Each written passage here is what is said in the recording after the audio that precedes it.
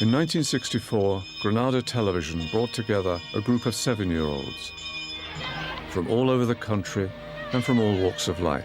I'm going to work in Woolworths. I read the Financial Times. They talked about their dreams, their ambitions, and their fears for the future. Everything flew up in the air. It all landed on my head. For nearly half a century, in a unique, groundbreaking series of films, we have followed their lives every 7 years. They are now 56.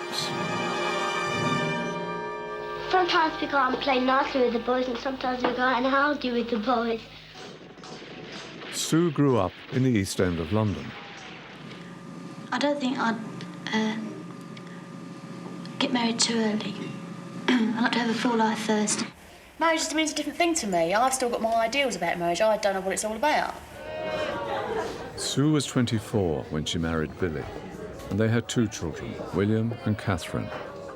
I think that to get married young, there must be things that you miss. You must miss that crucial stage of being yourself, because the minute you get married, you're no longer a single being, you're a partnership, and that should be the idea behind it. By the time Sue was 35, she was divorced. I've never sat down and thought, well, what was it? Was it this? Was it that? I just knew it wasn't working. I mean, there have been relationships when I could have settled, but they didn't feel quite right. So I've always come away and pulled away and just waited until the right one come along, if they ever do. At 42, when we filmed Sue in the karaoke bar, she brought Glenn along to watch her sing. We've just met and things are going well, but now obviously things are going very well. Well, we've been engaged now for about 14 years. I'm not beating any records, but it's quite a long time, isn't it? Yeah. Come on in. Jesse, come on. We're completely different people. He's very energetic and tidy-minded, and I'm lazy and completely unenergetic. You're lazy? I am completely, absolutely lazy. Anything you want me to do? And what about the romance of getting married? Yeah, I mean, I do admit it would be a nice party, you know, and I quite relish the idea of having everyone round and having a good old drink and a celebration, but I can have a party anytime. Oh,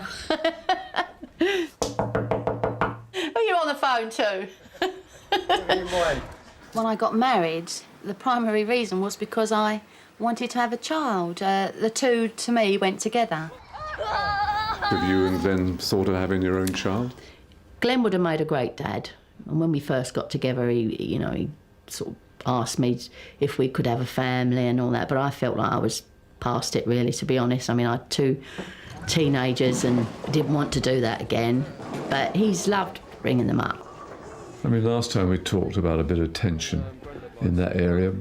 No, I think that was probably just the age they were, and every family goes through that. There was nothing in particular, I don't think. It's just, yeah, all part of growing up, really. It wasn't easy being a single mother, was it? No, it wasn't. And I look back on it now, and I just amazed how I got through it, you know.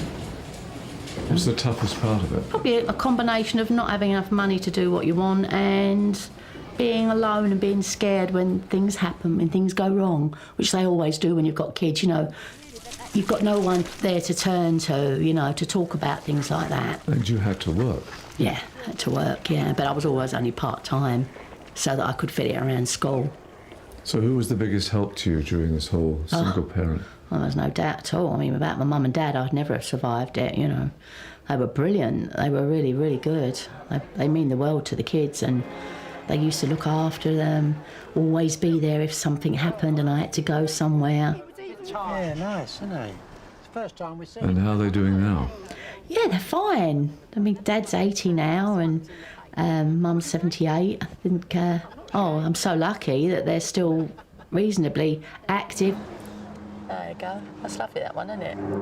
I've still got Catherine with me because she hasn't found anywhere else to go. I mean, I'm sure she would love to leave me, But I love it, the fact that she's here. We go shopping and, you know, we do girly things, do each other's hair and things like that. So I would miss her, but I know that she needs to get out and move on. I only had to have one filling, right? That was about the only thing that I had done. What about William? Well, he went to Australia for a year and he never settled back in being independent. I think it was too much, plus his room here was far too small and his computer was bigger than the room, you know. So, so he's renting. It's just so hard for them to be able to afford something. So in the future, your kids are going to be with you for a long, long time. A lot of my work is involved in making bookings and dealing with hotels abroad. At 21, Sue worked for a travel agent. At 35, part-time for a building society. Everything's changed for me because I'm now supporting myself a lot more than I was, say, a year ago. At 42, she went back to work full-time, helping to run the courses in the legal faculty of Queen Mary College, University of London.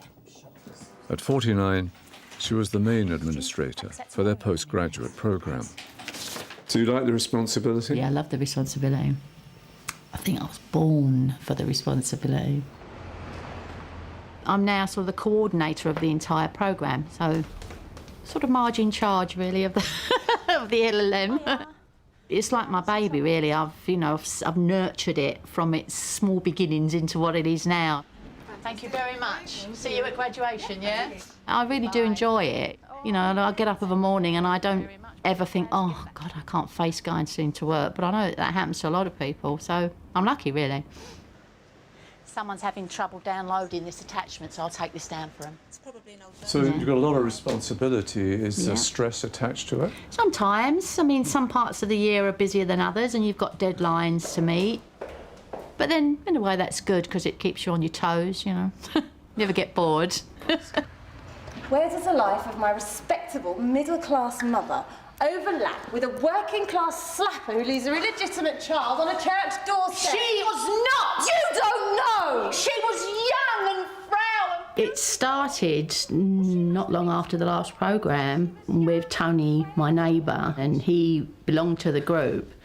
And I said, oh, you know, I've been wishing I could do dramas for years, you know, since I was at school. And he said, come along. That's the time you must keep on trying. Smile, what's the use of crying? To stand on the stage and sing and have people, hopefully, appreciate it, hopefully. You know, but there's still that little nervous thing, the butterflies in your stomach when you're waiting for the curtains to open and, you know, it's a buzz, really. Realistically, this is the point you really do have to consider. You can't do two modules that are taught at the same time, obviously. You know, it's physical. When I get on the stage to speak to 500 students, now some people would find that very daunting, but I actually don't, because I think if you know they can never ask you something you don't know the answer to, then I think that helps build your confidence, and I'm not exactly shy, am I? It always takes one, you see. Once you get one, then other people tend to ask, but... You never went to university and now you're right in the middle of a huge university machine. I suppose I should count my blessings that I'm actually in a university, having not done it myself, yeah. Looking at it, do you wish you had had that opportunity? Just not really. It's the same as anything, you know. Why look back and say, I wish I did this or I wish I'd done that? I've had a good career. At least I'll have my own home, which is a new thing for my family, because my mum and dad are obviously still in Council Place. I'll never be a rich pensioner. I'll never be able to travel the world once I retire, I'm afraid. But as long as I can keep the house warm and we can feed ourselves, I think that'll be fine.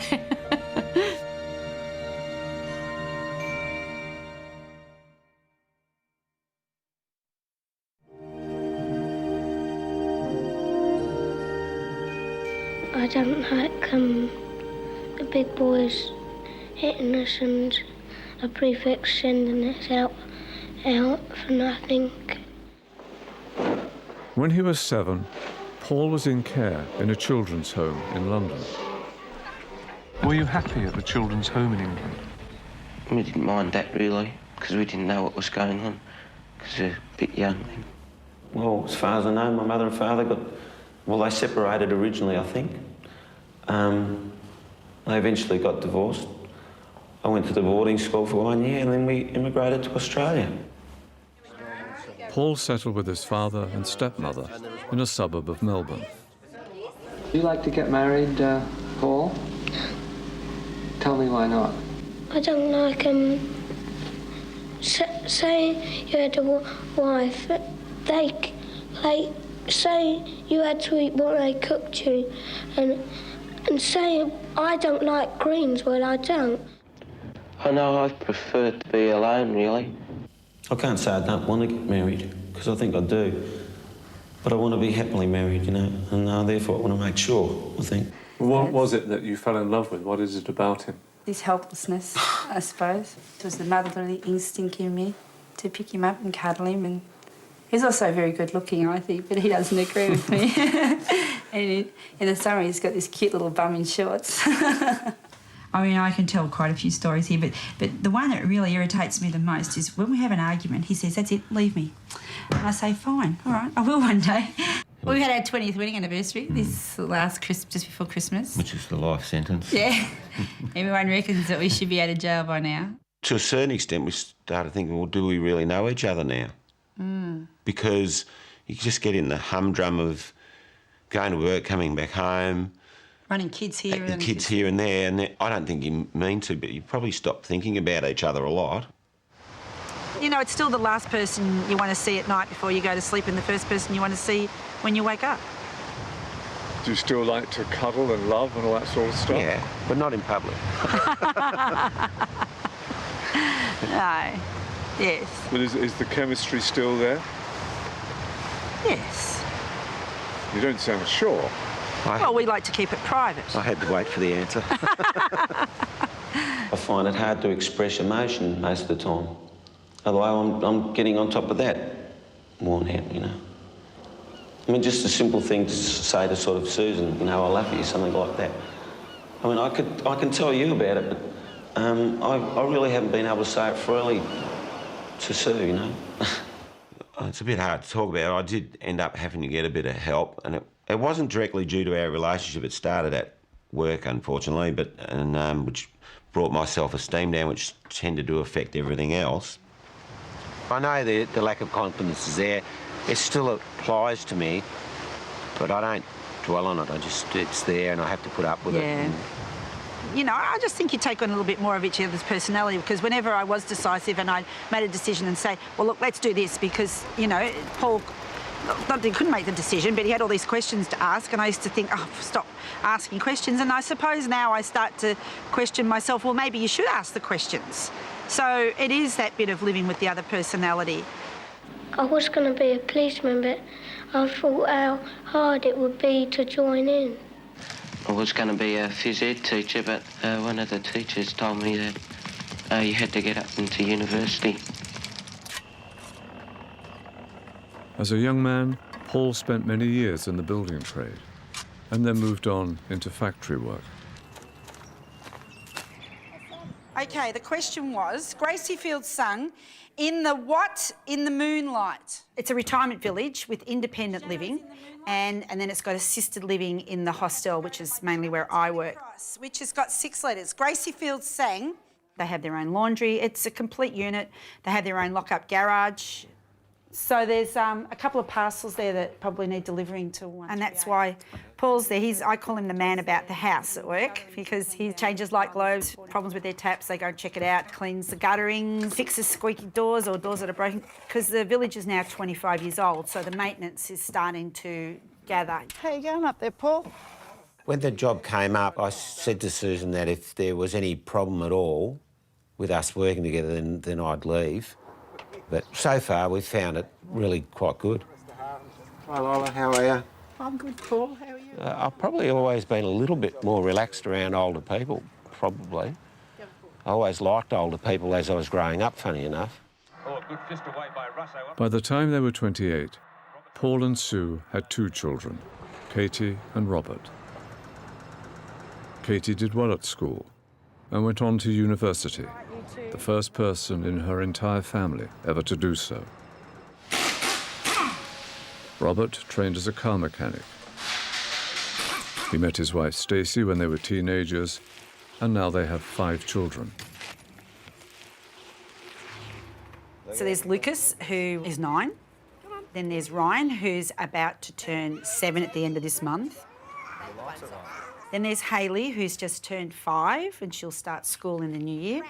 Then there's Shane, or better known as Shane-O, and he is 3 this week. He's the joker, I think, out of the lot of them. You know, if he does something and you laugh, he'll laugh with you, and he loves a joke. And then there's little Troy that's 12 weeks old. I look back at my grandmother and I've taken some wonderful lessons from her. Grandma made us all feel that we were her special number one. But I really think that that's the secret to being a grandparent, is to make every child feel that they have someone that they can relax with, be themselves with. Grandparents now have a really huge part to play in their parents' lives because the pressure's on them to work so much, and grandparents fill that hole of mum not being home every day. So, Sand, I've already made the frog in the ponds. Good. So there they are for the kiddies. Great. And your Rich likes fairy bread. I know. Let's get some spiders and snakes in there. Happy birthday, dear Shane-O. Ready, set, go! To you. It's a real struggle for them financially. But at the same time, you know, like all young kids, there's areas that we look at and go, well, we didn't have that. I've got 23 threepenny pieces, and I don't know how many halfpenny pieces I've got now. Oh, look, there's a whole stack of duckies over there. Neither of our kids have got credit cards. They don't live a credit life yet. I mean, they try and pay as they go, which is what we've always thought, and that's kept our head above water. We always felt if we were unemployed or out of work, if you own your house, you've got a huge buffer. And Robert's of the same belief. In their 20s, Paul and Sue sold up, bought an old van, and travelled across Australia. I think it brought us close together because, you know, we really got to know each other and we relied on each other so much. One of the most important things we ever did with our children was spend time with them, and particularly when you've got holidays. You know, go camping with them. Well, we went over to visit Katie because she was working up in the top end of Yorkshire on a community farm. We were missing her. We just don't want to tell her that. Well, they miss you when you're away. Do you miss them when you're away? I didn't miss them like, oh, God, I want to be around them, but I thought about them a lot and appreciated them a lot, which is probably good. So are the 3 of you getting on well? Yeah, most of the time. As long as we're not in the car, getting lost. They're atrocious in the car. But other than that, we're good. Yeah, no, it is good. Well, when we were in London, we went to Greenwich. It was built as a maritime retirement village almost for the sailors from the Napoleonic Wars. So that was all really interesting because we work in retirement villages. History painter Sir James Thornhill. And these buildings here were built before Australia was even discovered. So that's pretty amazing. Katie was in awe of it because in her degree she did art history, so she just loved it. What does university mean? Are you going to try and point your grandchildren into education, do you think? You want them to have a good education no matter what they do. Yeah. Better than you had, maybe. But that's my fault, really. I mean, I just didn't work hard enough, I guess. You hope the school systems have changed to encourage kids to go on, because one thing you can't take away from people is an education. I mean, the one thing my daughter's taught me is that it doesn't matter what you do, there's room for all of us. And, you know, even to the point if you don't work, you're still teaching us something. You know, you're teaching other people to care. How are you dealing with getting old? I don't think you really notice it. I mean, you still think you're the same. It's when maybe when you try to do something physically too quickly and pull a muscle, that just reminds you that you're getting older. Are you fearful of the future of disability or unable to do things? You hope that you're going to be one of the fortunate ones and not get ill in any way. Hello, Ken. Hi, Paul. How are you? Maybe where I work may have helped that recently, because people just tend to get on with their lives no matter what. And then that's the one with the palace in You've got a nice shot of a bin there. That one's good. You're getting better. You are getting Shut better. Do you measure your life in terms of success and failure in any sense? No, not really. I mean, I suppose the success is that we're sitting here together and we haven't had tragedy happen to us. It's just about, you know, getting on with life and enjoying our grandchildren, our children and our friends, you know. Yeah, our goals of life have never... And then work just gets in the way.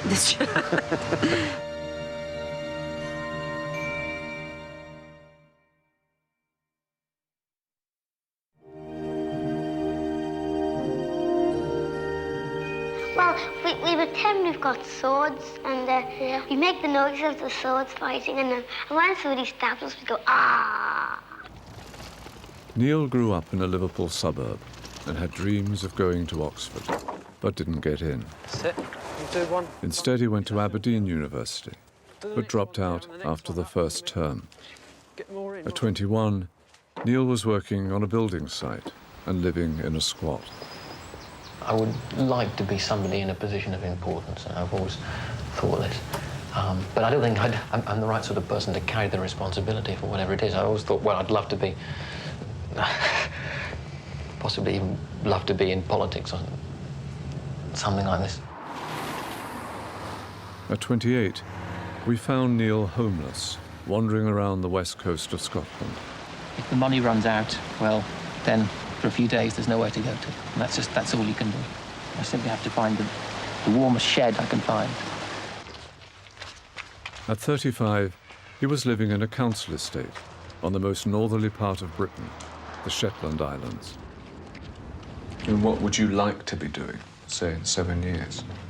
I can think of all kinds of things I'd like to be doing. The real question is what am I likely to be doing? What are you likely to be doing? And that's a horrible question.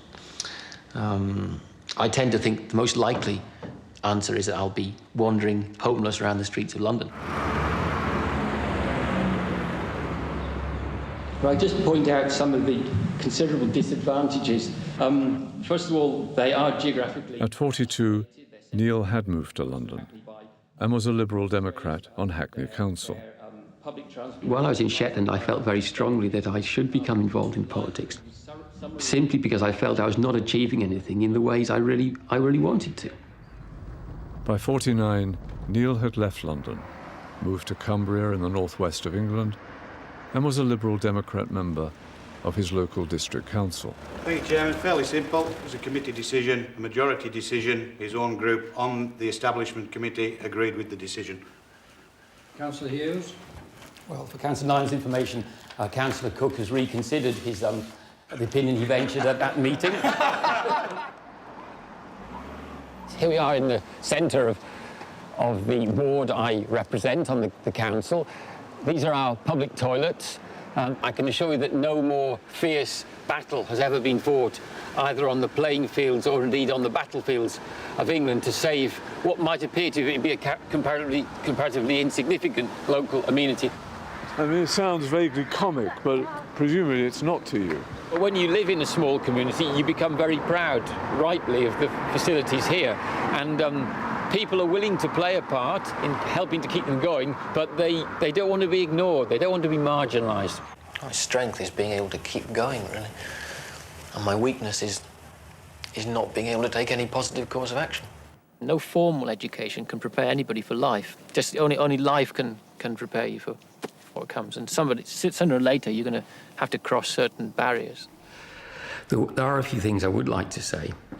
And the first thing to say is there's been tremendous goodwill towards the series. But I'm also aware that I'm not the only participant who wants to set the record straight in a number of ways. For so many millions of people, I'm here wearing my heart on my sleeve, and they think they know absolutely everything about me. I mean, there were countless people writing to me saying, I know exactly how you feel. And actually, from those letters, I would say none of them, not a single one of them, knew exactly how I was feeling. Well, I have a great deal of respect for the Liberal Democrats, but I think that I won't vote for them this time because... Here in Cumbria, I'm really glad to be doing what I do, to be representing people at local political level. But in one sense, I'm doing that because it's the only way I've been able to make any money. I get a derisory amount of money for being a councillor. I do enjoy the work, but I've been completely unsuccessful in trying to find a paid career of any kind. I have always wanted to write as a career, and indeed have written huge amounts. And ironically, despite appearing in this programme so frequently, nobody has ever shown any serious interest in any of the work I do. And believe me, it's a great deal more important to me than anything I can say on a television screen. Even if somebody sent it back to you and said, well, read it and it's rubbish, actually, and that would be very demoralising, but at least some interaction would have taken place. There's hardly a day goes by when I don't write. That's a great gift, isn't it? It is, but it shouldn't be a sort of masturbation about which nobody else knows anything.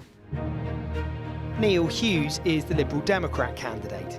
I and the Liberal Democrats want to see a just and fair society in which everyone... In 2006, I was invited to go to Australia to give a talk.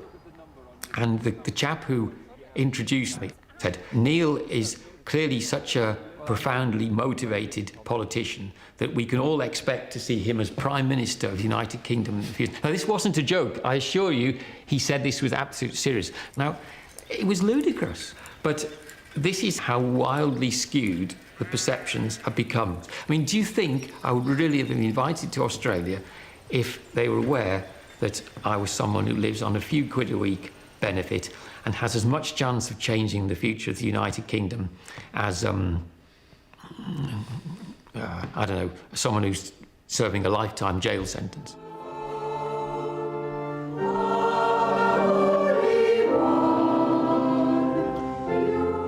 Yes, I'd say I believed in God. Are you religious? Well, I go to church with my parents on Sundays. I don't know even now whether I do believe in God or not. I've thought an awful lot about it, actually, and I still don't know. And how's he been treating you? Well, I said to somebody last week that I preferred the Old Testament to the New Testament because in the Old Testament, God is very unpredictable. And that's, I think, how I've seen him in my life. And Doreen as well, and also John. I was first a lay reader in London. And we pray that after completing a little more training, I was re-licensed by the Bishop of Carlisle. Well, good morning. Welcome to our service today. Just a couple of notices first. If you haven't already been told, the proposed pet show is unfortunately cancelled. I'm a lay minister. I'm licensed to carry out quite a number of functions. It includes leading services, preaching, taking part in the readings, helping to distribute the communion and so on. In fact, I can do more or less everything a priest can do. To what extent am I a good model for others? I don't know. On the other hand, I am angry that so many doors have been closed, not just for me, but for so many people. I do feel nobody's listening out there. You know, there seem to be few currents that are encouraging people to stand up for their rights, not just their strict legal rights, but their rights to be human. In the name of the Father, and of the Son, and of the Holy Spirit. I'm not unappreciative of the honour it's been to be able to serve the church, to be able to serve my community, and I want to make that absolutely clear. But and it's true that I think it was Albert Camus who said that life is what happens while you're waiting for something else. But it's not the sort of place where someone who wants to change society is best employed. I mean, I would have thought that was pretty obvious.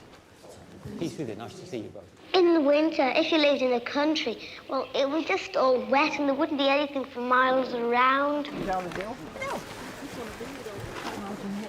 We're a very quiet village. There's always room for more activity and for more people being involved, but I think we do fairly well. There's a diversity of groups. They're still trying to persuade me to go in. Actually, the thing is, apparently Alan has cried off at the last minute, so there's just the two of them. I think it was Pascal, the great philosopher and mathematician, who said that if a man can live happily in his own living room for most of his life, then he's achieved the utmost philosophical breakthrough. And philosophically speaking, that's true, but I can't. You only stick me in my living room for 1 hour on my own, and I want to be out doing something. I want to be out changing things. I have always had a nervous complaint. I had it since I was 16. It was responsible for my leaving university and for some of my difficulties with work. Do you worry about your sanity? Other people sometimes worry about it. Like who? As I said, I sometimes can be found behaving in an erratic fashion. I sometimes get very frustrated, very angry, for no apparent reason, for a reason which won't be apparent to other people around me. I don't see any way out. I've thought of everything I possibly could. It seemed to me for a long time that getting a reliable job and a nice place to live would be the solution. Well, I haven't succeeded. I can't see any immediate future at all. Although there have been times in my life when I've been suicidal, that wasn't one of them. So there have been worse than what we Yes, saw? but it's not for this programme to expose my private feelings, and yet many people feel it has, ultimately. Although this time round I've been far more candid than I perhaps ever have in the past. My formal contact with the psychiatric establishment belongs mostly to my mid and later teens and a short period of my early 20s. But I soon came to the opinion that I could help myself far better than those who were purporting to help me. But I was aware even then that a lot of the therapeutic technique is about leading people to exactly this conclusion, if it's unwell. So I'm not going down the line of criticising the medical establishment. But did you refuse to go into any sort of treatment? No, I did have contact.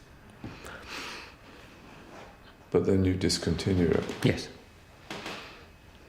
Do you still think that was wise? Yes.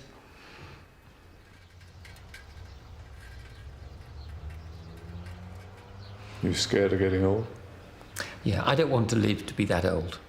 I think if I can reach something like 70 or 75 in reasonable health, that would be quite enough for me. When I get married, I don't want to have any children because they are always doing naughty things and making the whole house untidy. I always told myself that I would never have children. Why? Because children inherit something from their parents. And even if my wife were the most high-spirited and ordinary and normal of people, the child would still stand a very fair chance of being not totally full of happiness because of what he or she will have inherited from me. Have you ever really had a romantic, emotional relationship? Well, I've had several, but the fact that I'm living alone still obviously betrays the fact that none of them has endured. Is there a reason for that? Relationships always involve two people. But a string of failures, does that tell us something? Well, I'm sure it does. Any fool can see that. I'm not saying you're a fool. And what does it tell us? It tells you what you like. It tells you that I haven't been successful in relationships. It may tell you that I'm intolerant, but more likely it tells you that I don't have the capacity for making a relationship work. But I must stress again that it does take two. I have never walked out of any relationship with anybody. It sounds like ghostly coloured people. Do you think of a purple person with red eyes and yellow feet? And you can't really think about what they really look like. I find it hard to believe that I was ever like that, but there's the evidence. And probably when I was 7, I just lived in a wonderful world where everything was sensation and dumb. I could be happy like this, I could be miserable next minute. What makes you happy? Happy is a difficult word. How many people are happy? Perhaps we're most happy when we're not aware of it. And enjoying a relaxed meal with some friends, just being with friends. I think the few weekends in the year when I'm lucky to be able to go and stay with some of my long-term friends, I'm really happy. I can think of hardly anything better than walking across the fields when we just chat about the things we're both interested in and our aspirations. And I think that's the noblest and in many ways most satisfying relationships you can possibly have. How it would be if we lived next door to each other, I don't know. It might be very different, but maybe the joy in some relationships is that you see some people only infrequently.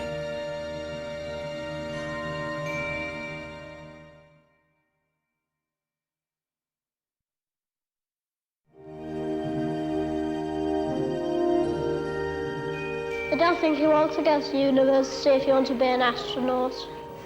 Watch this. Peter and Neil were childhood friends growing up in Liverpool. Peter went to a comprehensive school and went on to get a history degree from London University. I would like to think that democracy is here to stay. Perhaps we haven't got full democracy. In fact, we probably haven't. It's a pretty good system. Are you surprised by the way England's being governed? I'm not surprised with the people who are governing us at the moment, no. Why? I've even stopped being amazed. Why? Why? Well, I don't want to get dragged into party politics, you know, but basically this is the most incompetent, uncaring bloody show we've ever had. After 28 Up, Peter decided not to continue in the film. Why did you pull out? I pulled out because of the responses and the reactions that my participation drew in the weeks afterwards, particularly in the tabloid press. They decided they were going to portray me as the angry young red in Thatcher's England. Well, it's just a principle, you know, that's all there is to it. I think I was articulating at the time what a lot of people of my age and my background were thinking, and I was an easy target. They're part of it, they perpetuate it. But I was absolutely taken aback, completely, genuinely shocked at what I saw as the level of malice and ill will directed towards me. Until you've experienced it yourself, you can't begin to appreciate how it feels. So now you're back, so why did you come back? I feel a lot happier with myself, happier in my own skin. And then, secondly, more specifically, because I want to promote the music and the band I'm in. It was a gold rush town. And what are you called? We're called The Good Intentions. But when he hit that bang, he thought that... I'd always played in rock bands, some of them spectacularly bad bands. What really got me into this music was being exposed to the music of Graham Parsons. Because way back in the day I was a big Elvis Costello fan, and I read an interview with him in which he said, well, I think I'm a good songwriter, listen to this guy, Graham Parsons. It was almost like an epiphany. It was like I was hearing the music I'd been waiting to hear all my life. Once Carolyn Tedford said she loved me. And I'm going to marry her when I grow up. Doesn't appeal to me at all at the moment. For me, I'm just gone 20. I haven't even been abroad yet in my life. So there's no way I'm going to get settled down. So, well, what do you want to do? Do you just want to record, me and Pete to record what we're doing and you'll work round it? I think that's We were working in an office together and we joined the office band, and that's how we got to know each other. So, Gabby, and was it love at first sight? Well, I had a sneaking suspicion that Pete liked me because he was really rude and sarcastic to me all the time. So I thought, I think he's probably quite keen. No, that's not true. And you've always played together since then?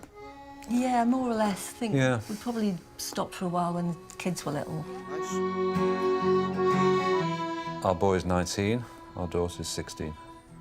And how are they doing? They're great. They're really doing good. remarkably well. Our son is in his first year at university, and our daughter is coming up to her GCSEs. Once you have your own kids, you have this huge realisation of how your own parents felt about you and what they did for you. What's the greatest gift a parent can give a child? It's their unstinting love and support and their time. Their time, because I think children value that more than anything. You giving, unconditionally, you're giving them your time. Well, if I can't be an astronaut, I'd like to be a bridewell sergeant in the police force, like my dad is. So are you under pressure to get a job? Yeah, I suspect they am from the parents. They keep dropping hints. Teachers are undervalued and underrated, and the system is beginning to crumble. You know, people outside of it don't realise that, but it is, and it's very disillusioning. I left teaching not long after that programme. It was actually nothing to do with the programme. That was a misunderstanding at the time, I think, which took hold in the press. And I'd been planning to leave teaching anyway. And I just didn't see a long-term future in it for myself. And I just thought I had to be honest with myself about that, and honest to the kids I was teaching at the time, and move on to something else. It might be better to start off just at the end. After teaching, Peter studied law and joined the civil service. Gabby also works there. The civil service, despite changes currently taking place, is still comparatively a pretty decent employer. So should you do one of the new What sort of area of the civil service are you in? Department for Work and Pensions. You've changed the key in that one. I've changed the key. It's now an F sharp. Sorry about Oh, that. marvellous. But you got the MP3 soon. When Pete writes, he often wants to share that and at a fairly early stage talk about what he's writing. And if it's no good, I have to tell him. And that's quite difficult, isn't it? I'm sure it is, yeah. She was running down roads I didn't know. So when we started work on the album we're doing now, Pete said to me, he said, I've got 120 song ideas I want to go through. And I said, but of those 120, really, we need to get it down to about 10. So I'm going to have to tell you that 110 are no good. How do you take criticism?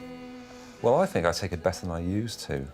That's not setting the bar very high, though, is no. it? What have been for you the best times?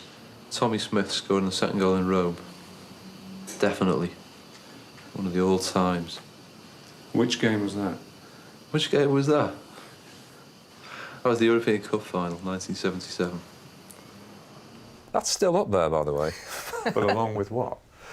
But, well, getting married for the second time and having two children have been hugely significant moments in my life. What do you want out of life? The satisfaction of knowing that I've left some sort of imprint, rather than just lived out my life. You've been gone for so long, Evangeline. No one's looking for you anymore. I hesitate to say I think I have made my mark now, because that sounds horrendously vain. But I've created a body of work of which I feel very proud. I feel I've achieved something of lasting value. And in the last 2 or 3 years, we have begun to become reasonably successful in terms of critical responses. we were voted the UK's Americana Act of the Year at the British Country Music Awards. You know, from time to time, like anybody else, I'll look back and think, I wish I hadn't done that, or I wish I'd done that differently. But I don't think really life is there to be regretted. Life is there to be lived. And I think the most important thing is to feel that by and large you haven't compromised too much and that you've moved your life on where you want your life to go.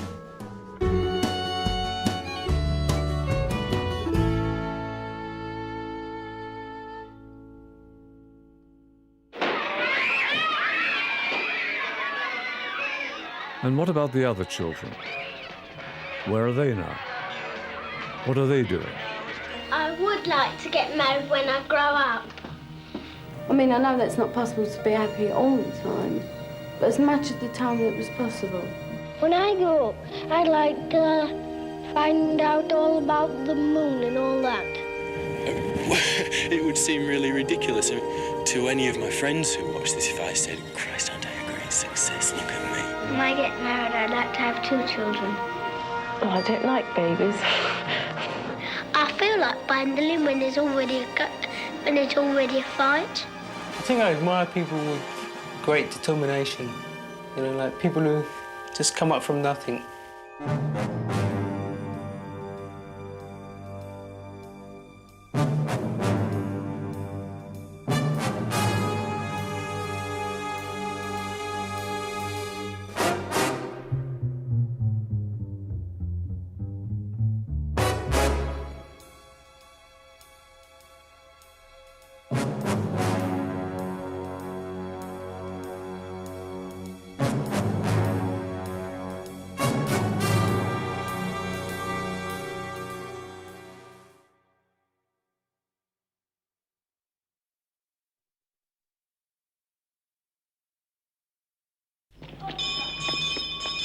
In 1964, Granada Television brought together a group of 7-year-olds from all over the country and from all walks of life. I'm going to work in Woolworths. I read the Financial Times. They talked about their dreams, their ambitions, and their fears for the future. Everything flew up in the air. It all landed on my head. For nearly half a century, in a unique, groundbreaking series of films, we have followed their lives every 7 years. They are now 56.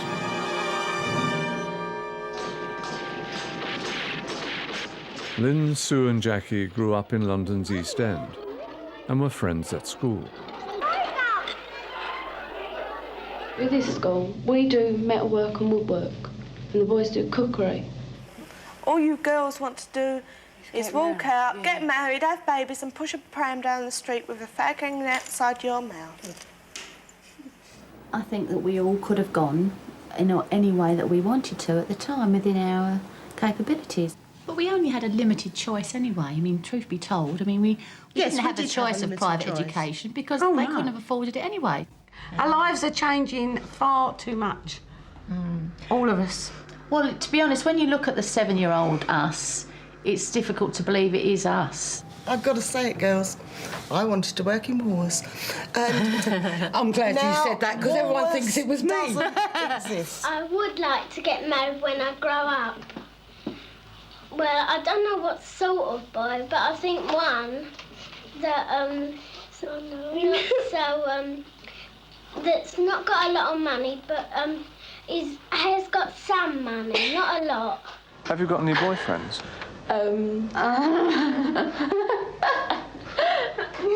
That's personal, isn't it? By the time she was 21, Jackie had married Mick and moved to the outskirts of London. Haynes, joking. She and Mick had decided early on that they didn't want to have children. Basically, I would say because I'm far too selfish. By 35, she was divorced. We decided ourselves, I mean, just between the two of us, we knew it wasn't going any further. We both knew, I think, that at the end of the day we would be happier leading our own lives. Oh. And this one on. Here we go. Oh, yeah. Had a brief but very sweet relationship, the result of which was Charlie. Oh, kiss a cuddle. I don't really want Charlie to be an only. I'd love him to have brothers and sisters, but not necessarily loads of them. Just, you know, one would do, actually. Right, Charlie, there's yours. Oh, please eat it all up. I won't. And James. Thanks, Mum. Good boy. And last but not least. Gonna eat that one for me? After her relationship with Charlie's father ended, she met Ian, and they moved to Scotland and had 2 sons. James. By 42, they had split up. Lee.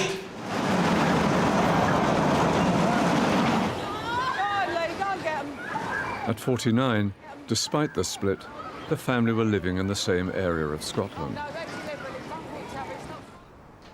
7 years later, they are still there. So tell me, who lives where?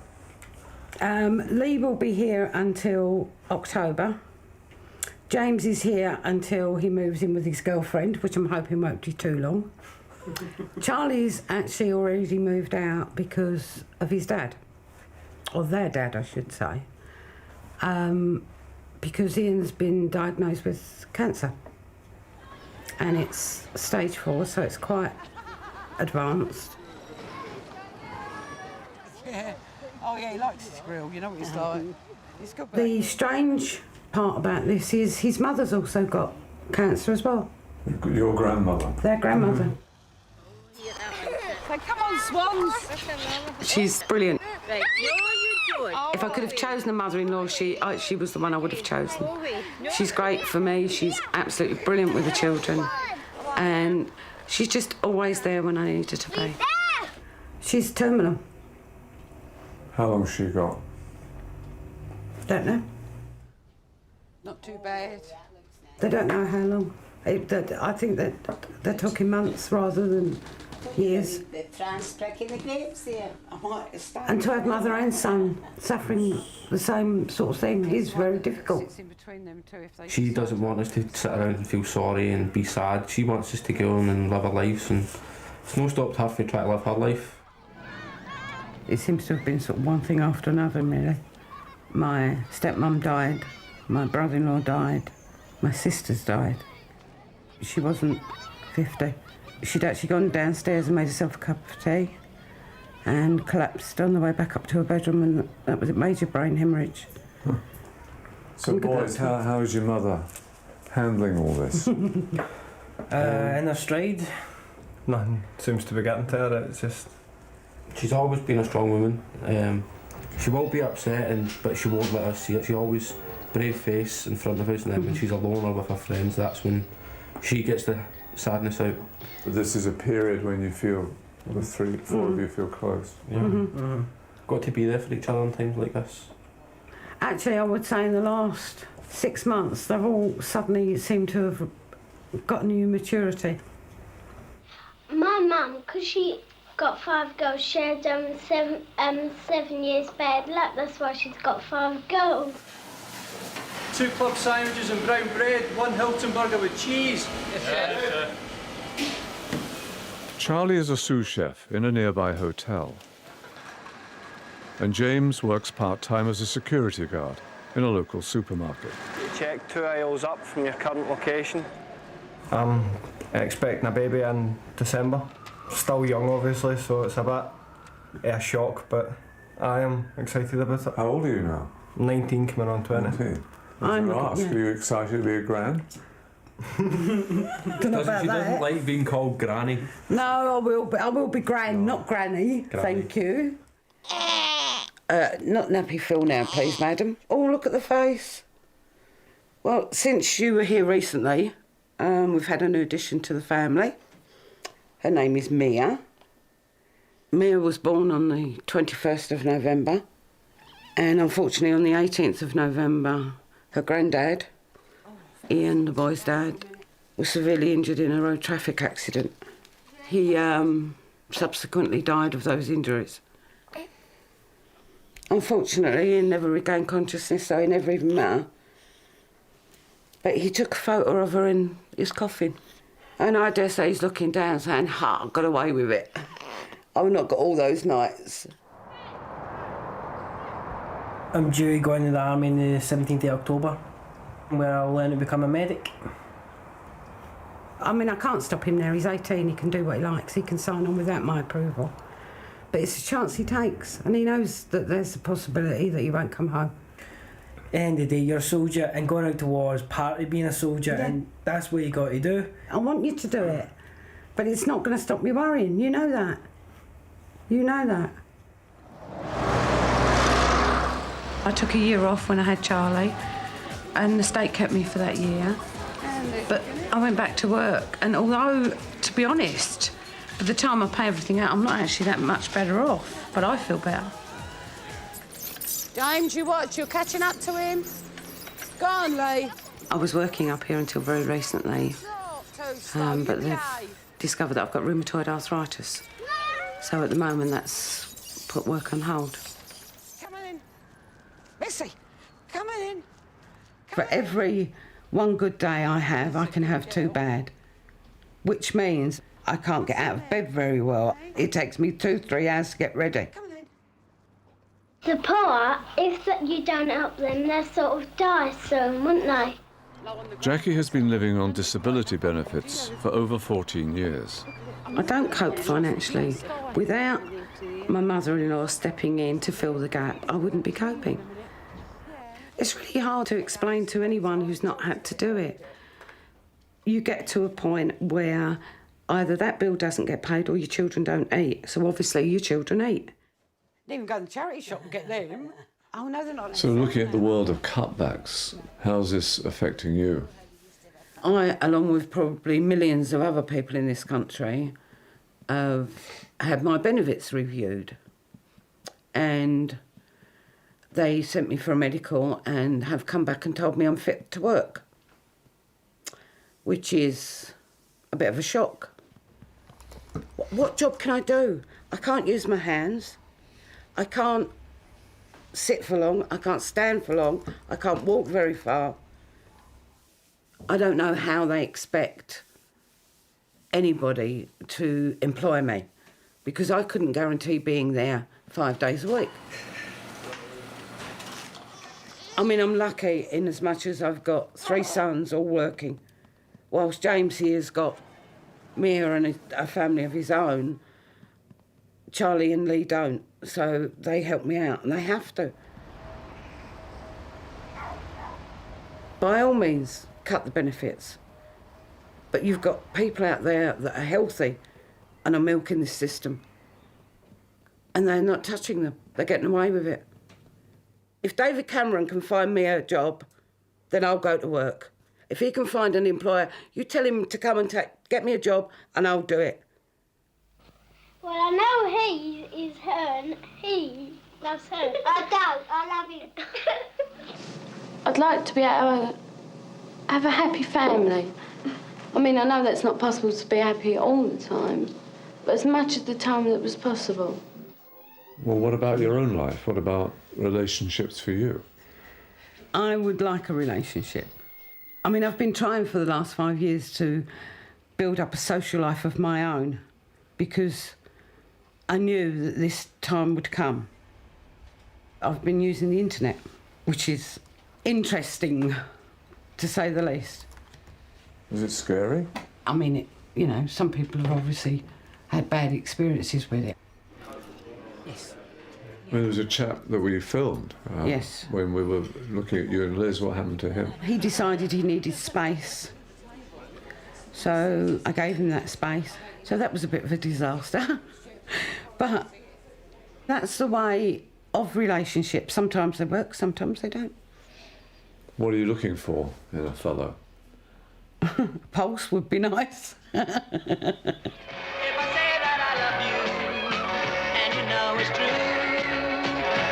You look great. You seem optimistic. Yeah, no, I am. My glass is always half full, never half empty. And that's the way it will continue to be, I hope. Life's too short, and you just have to try and go on the best you can, and I think my life's going to be good.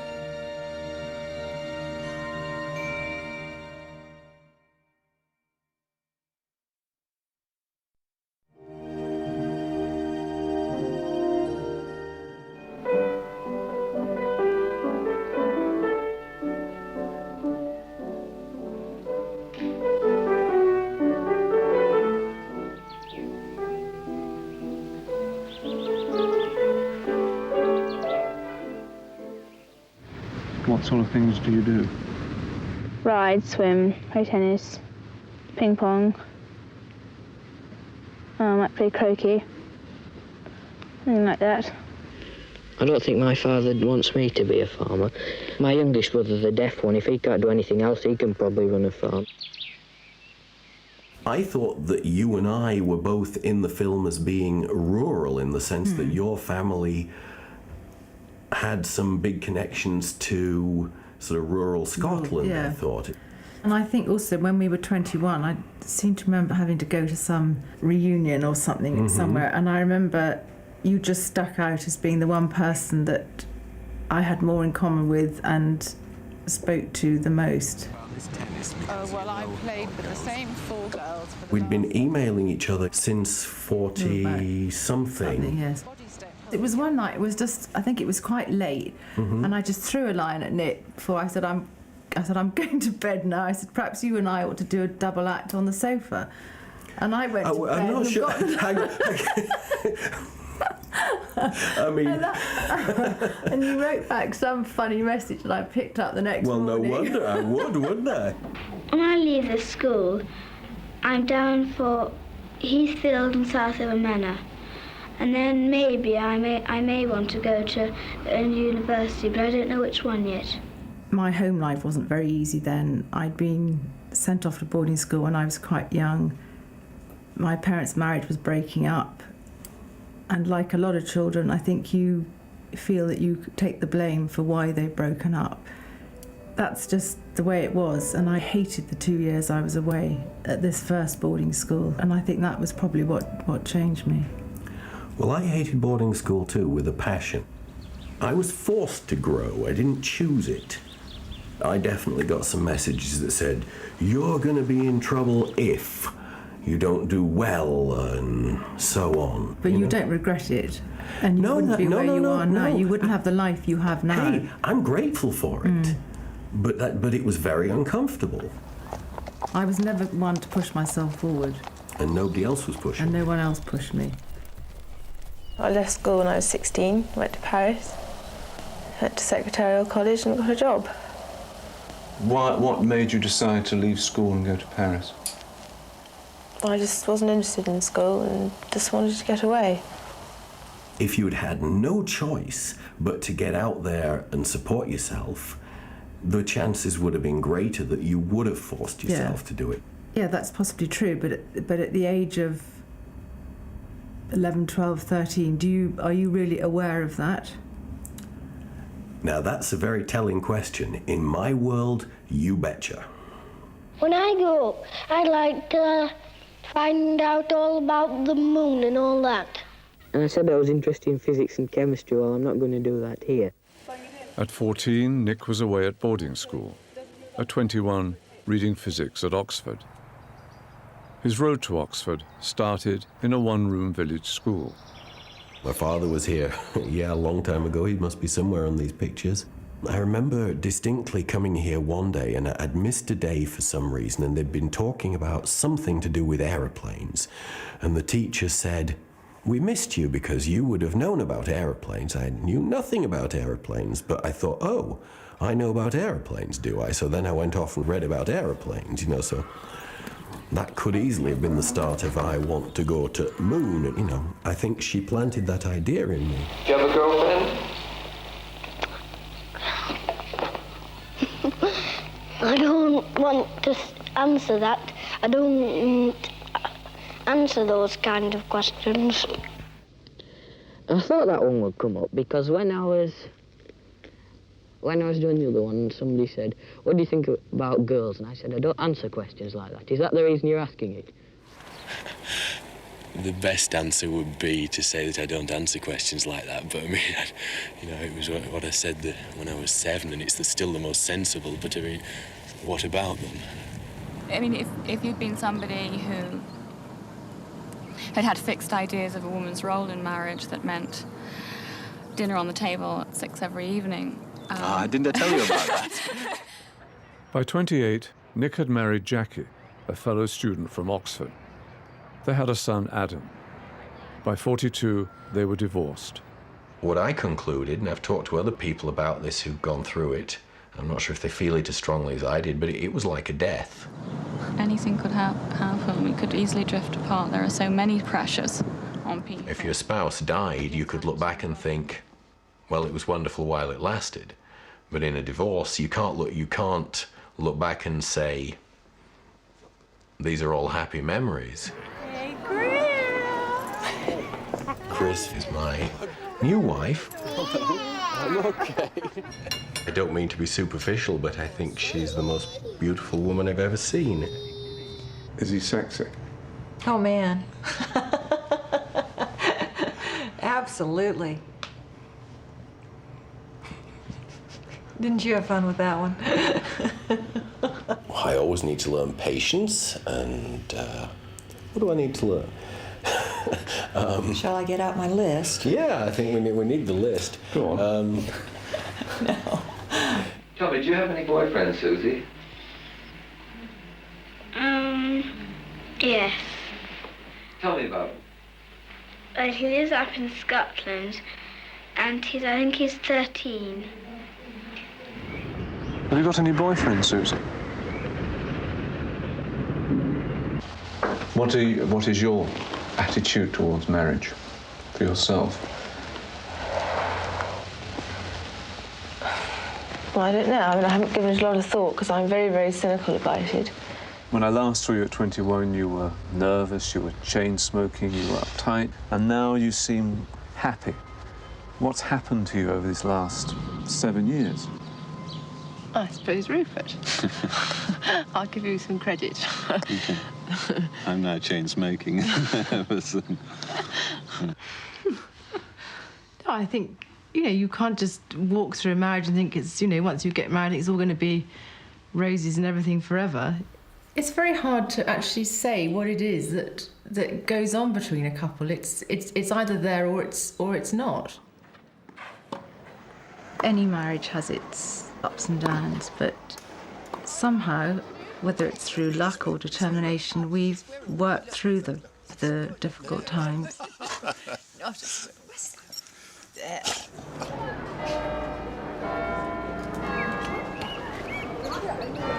One of my favourite places in Oxford, Merton Chapel. Here's this lovely top part of the cross, and there was going to be the main part of the cross, and this is one of the places in England that just is tremendously important to me. After I left the Dales, this was where I spent the next 6 years, and then I went to America. Look at this, isn't this beautiful? This is Mob Quad. I believe that it's a historical fact that there were quite a lot of students were massacred in the Middle Ages, and when I came here, I thought I'd died and gone to heaven. But I was under an awful lot of stress all the time I was here, trying to succeed in this place as well. Okay, yes, so this was my staircase in my first year and also on my third year. There was this fella who lived in the room next door to me, and he came in one day to tell me some story. And on his way out, he said, I don't associate intelligence with your accent.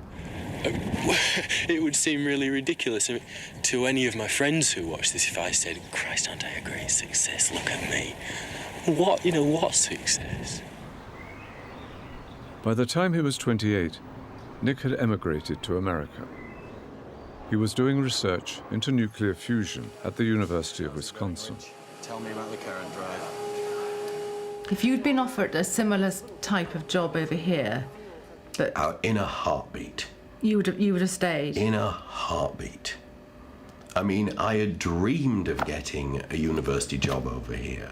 Maggie Thatcher was squeezing the universities like crazy at that very moment in time, and it was the worst time to be working in a university in generations.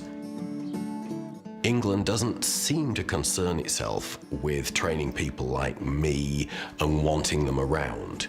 There doesn't seem to be a sense of urgency or a strong will to have people developing technology to help keep the country going. The fusion reaction gives off energy and produces the power that would be turned into electrical... I was on a mission, you know, to get extremely cheap, clean, plentiful electricity. So nuclear fusion looked like it was going to do that. But even then, they were saying, it's 20 years away. I would say, absolutely not in my lifetime. I mean, it was kind of heartbreaking. So I had to find something else to do. So the area that I'm looking at is this times this. When I go into a classroom full of undergraduates, I try and explain to them why they might want to try and do it. That's my little attempt to open a little door for them. See? There's method in my... Nick is a professor of electrical engineering. He was the guy... My ambition as a scientist is to be more famous for doing science than for being in this film, but unfortunately, Michael, it's not going to happen.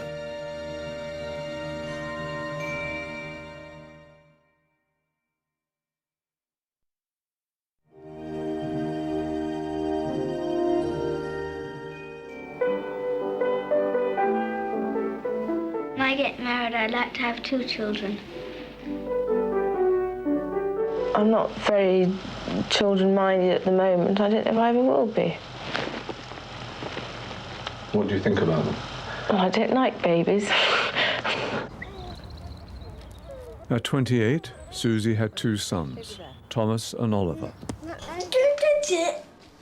By the time she was 35, she also had a daughter, Laura. Mummy? Yeah? Laura wants to. We were lucky. We had a very good family unit with them growing up, and that meant an awful lot to me that I was able to do that for them, because I never had it for myself. And you've done it. You've been tremendously successful at it. Well, see, that's my problem. I don't think of myself as being I just do my best and do what I can for them. He only wants to show you. Did all your children go to university? Your daughter did? Yes, and my son, the eldest one. Hello. I haven't had a successful career, no, but I do feel fulfilled in. I mean, I've done quite a lot of different things over the last 7 years. You know, we all make mistakes in everything, from parenting to decisions in life. You make mistakes, and that's how you become the person you are. You can talk to me by myself outside, but I'll just meet you by the garage, okay? All right, bye. Nick's son Adam was 10 when his parents divorced. When he was first told, he was terribly, terribly upset. And then he just pulled himself together and didn't want to talk about it anymore. Take it easy, Adam. Main thing is not to crash. Really? You don't want me to crash right now? How does he deal with it now? He doesn't talk to me about it very much at all. He's a private person. He's getting more mature, and he has to be very patient with me, really. Can you imagine having me for a dad? Do you think it would be a low-pressure existence? Wow, this is my little school. I'm nuts, and I would drive a kid nuts with all my nagging. I mean, I try... But do you think you've pushed him too far, which is why he's now backing away? Anything I push him to do, he's going to do the opposite. So there's a real, you know... They'd like to come out for a holiday in the country when I like to have a holiday in the town. It's a fixed reference point, in a sense, that sort of earthy life and death cycle that you get living on a farm. So when something dies, it rots and feeds back into the earth. He has a density to him. One of the first things he said to me is, "My feet are in the mud." The whole idea of being deep in the mud and very attached to a foundation makes good sense to me. Nick has 2 younger brothers, Andrew and Christopher. I come up most weekends, and then Chris gets up usually in midweek, so he helps with shopping and stuff like that, and does things around We don't the get house, over to so- England very often, and so you can count on one hand how many times you're going to see your family before somebody dies. And that's getting more and more pressing every time we come. You know, so yeah, this is tricky. How are they doing? Not well. They're very old. Yeah, I don't really want to elaborate on that, and you know. But it's full of emotion, all this. It's all the stuff that we repress as hard as we can, isn't it? But, yeah, it really is.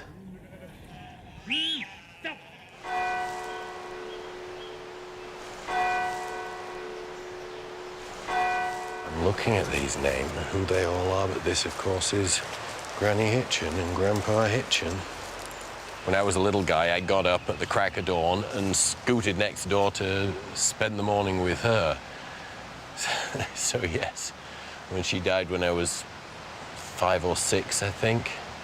So I think I was devastated. Yeah. And you still remember her? Absolutely. Yeah. Yeah. I know you should let these things out, and I don't. I store them up. But I can't. That's the character of me now, and I can't change it. Thank you very much. Thank you, yes. Let's see what we have. Nick is truly English. I mean, my father is English, and I was probably in my late 20s, maybe early 30s, before I uttered the words, "I love you," to either one of my parents. They were just little boys. There is a difference, a distinct difference between the type of English person he is and the type of American people I've been with. So I don't, you may know the difference too, Michael, because you've been in both settings. What do you think about making this program? I just think it's just ridiculous. I don't see any point in doing it. Why is it that we are so annoyed about this program? I think the problem I have is that you don't get a very rounded picture. You get the odd comment that comes out on a particular topic, but because of the time restraint that this program obviously has, otherwise we'd be on for a couple of months if you were trying to get everybody's real thoughts on things. It's just that the limitations of such things as what the audience require and the time don't allow it to be a real study. I think I'd like to say this and I'd like to say that, and then they film me sort of doing all this daft stuff, and it goes on, you know, 7 days out of every 7 years. It's sort of biblical something or other, and you know, it's all this excitement and so on, and then they present this tiny little snippet of your life, and it's like, that's all there is to me? When I go home, I go and see my mother, and I have tea and watch TV. And then I do my homework, and I go and see my father. Were they in the 60s trying to say that the fact that I'd supposedly had a more privileged upbringing, that I should have been the one who've become the high flyer, and that you, Absolutely. You having come from, I mean, I just think that's so wrong, but is that what they were trying to get at?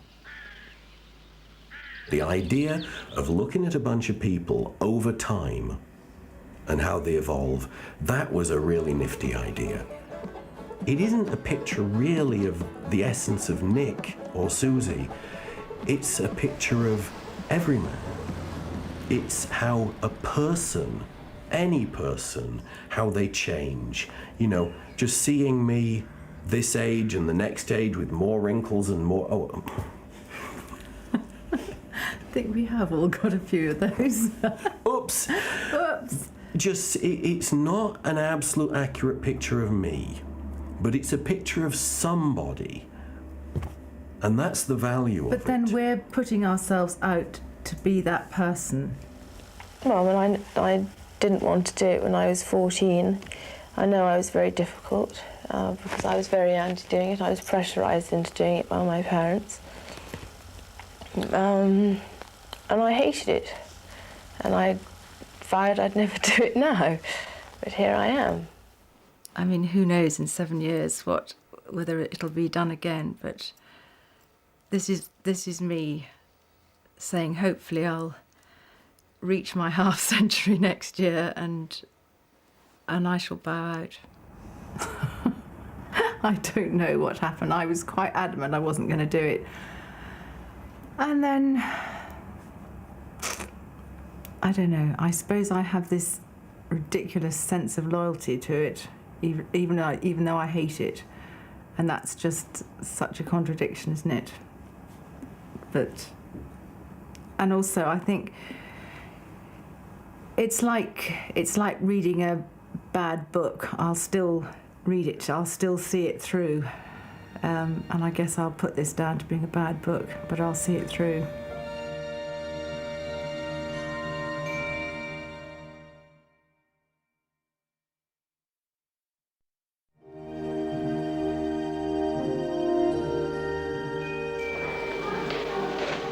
Simon was brought up in a children's home, the only child of a single parent.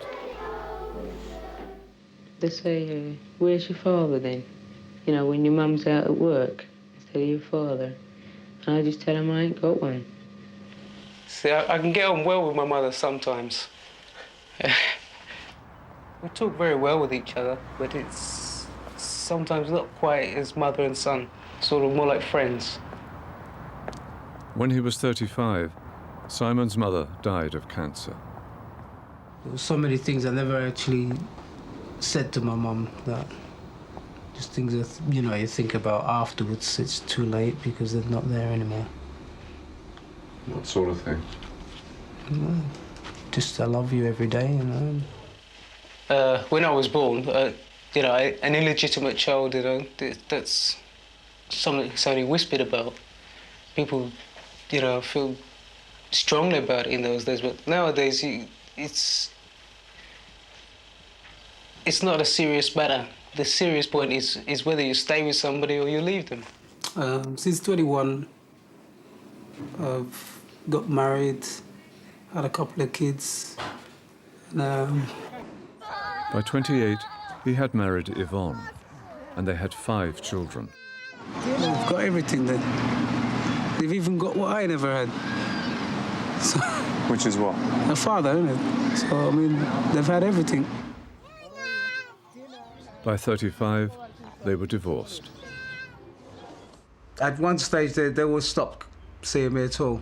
But now, a bit older, a bit wiser, and I'm a bit older and wiser, and now 3 of them see me.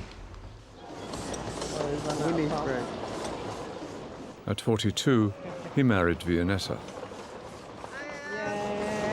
We used to go out when we were younger. We met in the laundrette.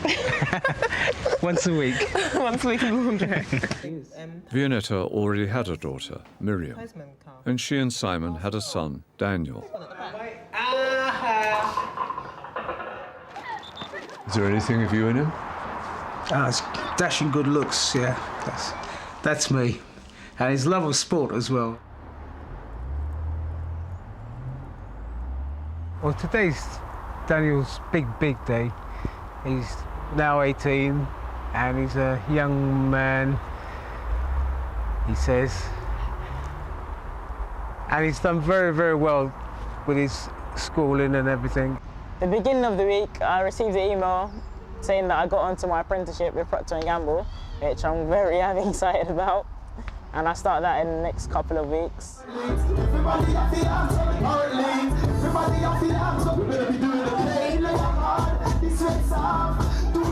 What I want to say is that I have had the proudest week of my life.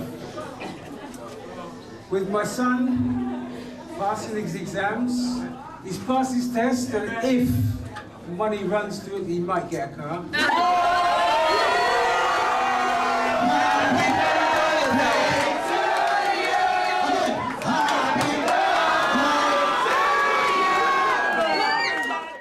But here, people are undecided about you. They can be your friend one day and not the next. Obviously, when children come into foster care, family and friends are involved as well, and we have to ensure that the children are kept safe and secure. By 49, Simon and Vianetta had decided to train as foster parents. Went to boarding school when I was young, and I always felt that that was regimental. It didn't allow for personal care, for loving from the adult carers. So I wanted to do something like that for myself, in my own home. And we always say to foster carers, please do not cut the children's hair without the permission of the parents. So what's the toughest thing about being a foster parent? You're taking a chance when you do it, because you really don't know what you're getting. It's something that all children want. It's to be loved. It's to be wanted. So if you can give that to them, then everything else is second. You never look different. You know why Uncle Sam looks younger? Because he's so laid back. Some of them come back, they ring you up and say, hello, auntie, hello, uncle, and how are you? They come and have Sunday dinner, come and visit us, which is good. I once tried to count, and I got up to 65, and I stopped. Because if you know that you're going to get 50p for an empty can of Coke, you're going to knock right obviously. She's like a mother to me. She's always been there. There was a time where I felt like I want to give up in everything, and she kept saying to me, like, you have to keep on going, like, you have to keep on trying. Oh, I get emotional. Sorry. When I came through the airport and that, like, my family wasn't at the airport to collect me and that, so I just had to stay somewhere for like a temporary base. I was here for about, I think, 5 to 6 years. I couldn't ask for anything better, to be honest. Yeah, they were really nice, yeah, very nice. Oh, that's good. Were you looked after at some point? My real mother died at birth, and my dad remarried, and my mother is the person who made me the person I am today, because she was always helping other young people. And she used to always say to us, don't be jealous, because you've got my love, but they've got no one to love them. As well as fostering, Vianetta also works for an organisation that takes homeless young people off the streets. You put AQA poses, Yeah. And what happens to the fostering children when you're here 4 days? Simon and I balance them together. We juggle. Simon sometimes works late and then I rush home. He'll do the school run in the morning, I'll do the school run in the afternoon. But my job's very flexible. So you have an incredibly busy life, don't you? Very busy.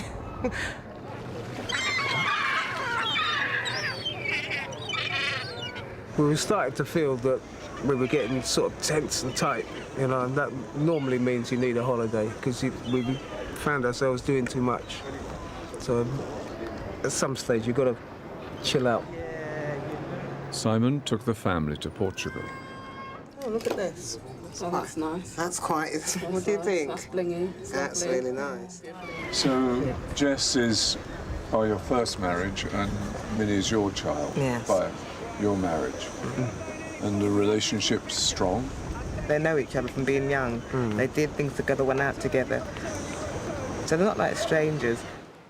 Before I'm old enough to get to job, I just walk around and see what I can find. I was going to be a film star, but now I'm going to be an electrical engineer, which is more to reality, really. By 21, Simon was working in the freezer room of Wall's Sausages in London. I know I can't stay at Wall's forever. I mean, it's just not me. I couldn't stay there for that long. My mind would go dead. Would you never feel you should be doing better jobs than these? Aren't you worth more than this? No, I haven't really. I suppose I just like hard work. I don't know. The factory closed down. Since then, he has worked near Heathrow Airport, handling freight. If I'd pushed myself at school, probably I could have done a lot better. Does that give you pause for thought? No, that means I was a lazy sod when I was younger. If we'd got together when we should have got together, there's no way he'd have been a forklift driver. Not where I'm with, no way. Not with all that brains. I've got common sense, and he's got the brains. I am the proof that you need to push yourself and go on. If you want to get on, if you want things in life, you have to push yourself to keep going. I should have been an accountant, but I went in this office, I looked at this grey, grubby office, and the people there looked grey suited and miserable, and I thought, this isn't for me. I will stay out in the fresh air. I don't want this. Years later, I realised that not every office is like that. Some offices are vibrant and moving, but it was too late then. I'd already sort of stagnated myself driving forklifts and working in a warehouse. You could have made a lot of money being an accountant. Yes, they could have. She looks after me. She doesn't just push me, she looks after me. You know, she would never let anything be wrong for me. Great beans. Go and get the water first and I'll come up. At one stage we went to marriage guidance because the pressures of being together were getting to us because we are two completely different people. I'm very laid back. You know, as she always says, if I go any further back, I'll fall over. But is the chemistry still there between you? Yeah, I hope so. Yeah, is it? Yes, darling. Oh, yeah, the chemistry's still there. Yeah. We were saying that, what, nearly 20 years? Is that all it is? Yeah. Oh, come on, Simon, hurry up! Catch up! Come on, Jess and Daniel. Do you think you could ever retire and ever just chill out? There's people who I've noticed, they stop work and they have no other interests. They suddenly get old. Yes, so you're old. You've got a few bulges, a few wrinkles, but life still goes on. Enjoy life. So who won? I came here first. I think that was me. Yeah, exactly. Beautiful. Did I win and just allow you to come? No, you Dad, you was like the person that comes round on the tractor. I think I admire people with great determination. You know, like people who just come up from nothing. They build up their life from absolutely nothing. Well, do you see some parts of life as success and some parts of failure, or do you not think like that? You know, you don't stop life because you've made a mistake. You know, if you go down the wrong road, it doesn't mean that's the end of the road for you. There's no chance you have to turn around and come back. Start again, isn't it? Do a U-turn. And to be honest, what do you think about our life? I think there's been more ups and downs, and there's hopefully there's a lot more ups to come. Yeah.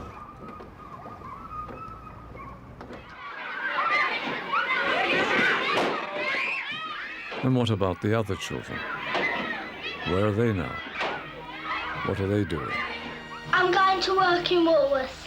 My life, I've been able to do more or less what I wanted to do.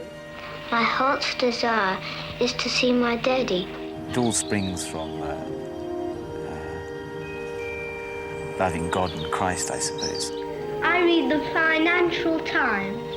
It's very irresponsible because we all want more money, as much money as we can get. I want to be a jockey when I grow up. Yeah, I want to be a jockey when I grow up. I'm as good or even better than most of them people, especially on this programme.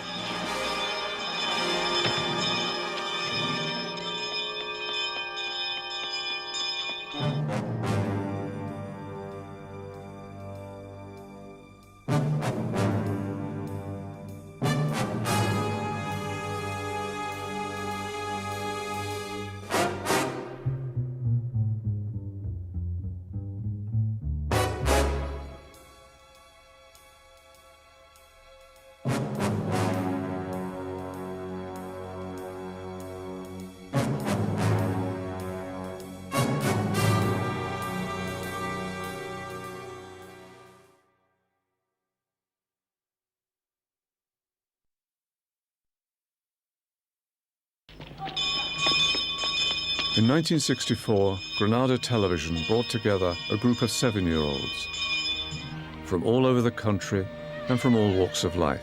If I could, I would have 2 girls and 2 boys. I read the Financial Times.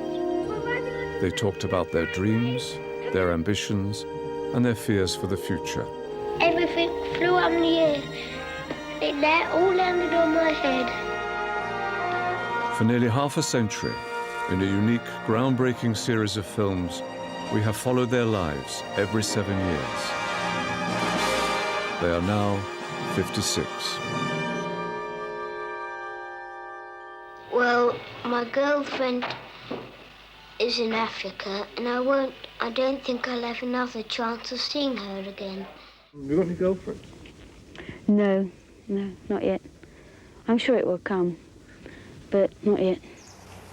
I mean, I do think a lot of people think too much about it.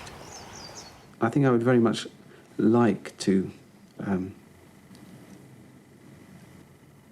become involved in a family, my own family for a start. That's a need that I feel I ought to fulfil and would like to fulfil and would do it well. Yes, I haven't got married or whatever. And I suppose, you know, that would have been something which I hoped had happened. Well, you're getting on a bit. Are you getting worried? Well, not particularly. I mean, I'm always optimistic. I mean, who knows who I might meet tomorrow. And in the middle of a conversation about something completely different, he just asked if I'd like to marry him. And if I hadn't been listening carefully, I would have missed it completely. To love and to cherish. To love and to cherish. Till death us do part. Till death us do part. Don't argue very much. Not really. I mean, we haven't really had a sort of full-blown row. No, our arguments sort of tend to be 2 sentences, and I go off and sulk for 24 hours. So is Bruce getting any better at expressing his feelings to you?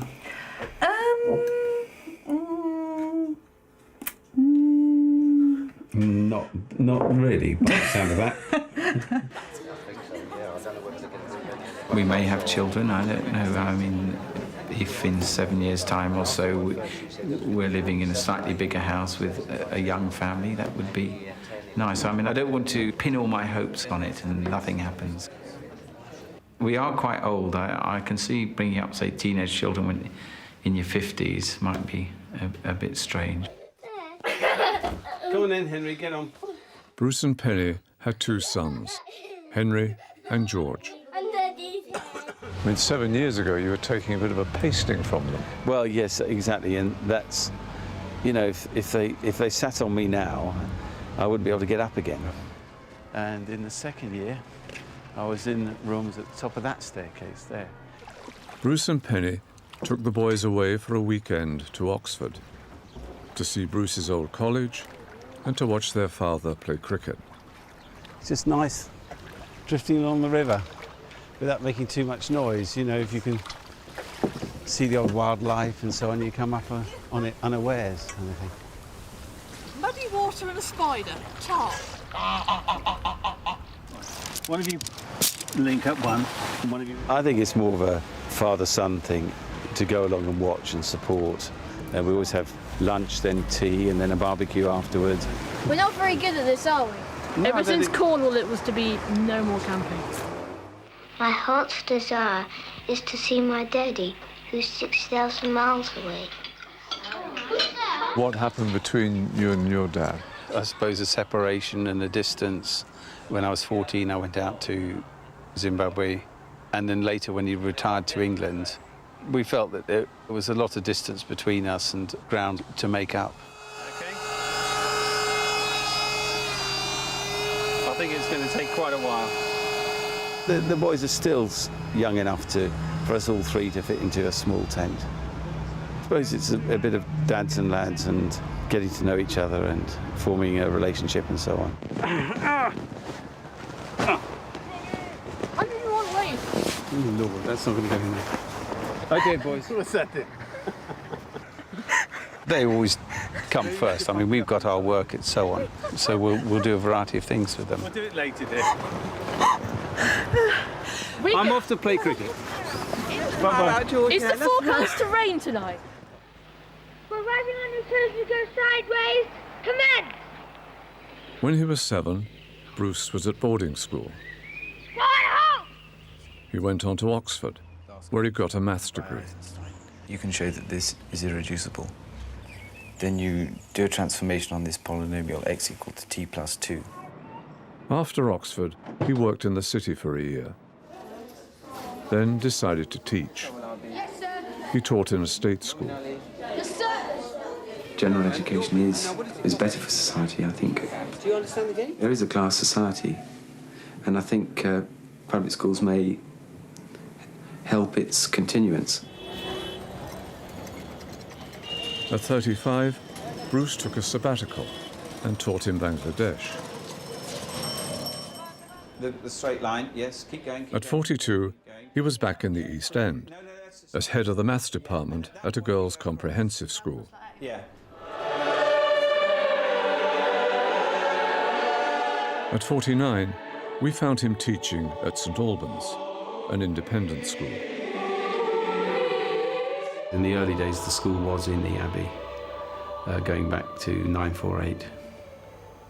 948? Yes, so the head quite likes to say we're in our third millennium, you know. So the school's over 1,000 years old? Yes, in one form or another. Now you have to make x a subject to this equation. You've got to get x on its own. So what's the first thing we do? I multiply both sides by 3. Has it been a kind of compromise of political principles for you, this? Well, I would say, you know, have a million angels in front of every teacher who's prepared to slog away at an inner city comprehensive. Make way, make way. This is somebody who's prepared to turn up each day and do that job. Do your old friends give you a hard time about what you've done? They certainly do. They absolutely do. They say, oh, you know, have we joined the Tory party, the golf club, the Masons, you know. I'm quite happy just being an ordinary maths teacher for not many years that I've got left, actually. So I'm quite happy. I'm not ambitious now.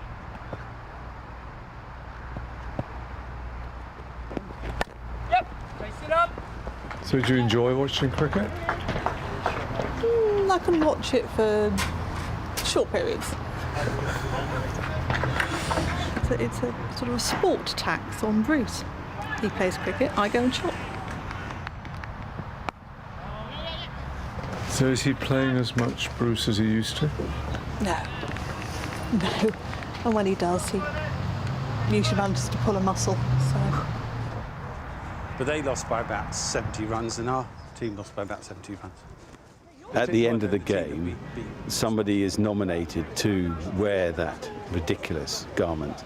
And I think bringing you lot along for the weekend had a lot to do with me winning the jacket this time. So the jacket is not an enviable thing to win? No. Well, I'll go into Africa and try and teach people who are not civilised to be more or less good. It all springs from loving God and Christ, I suppose.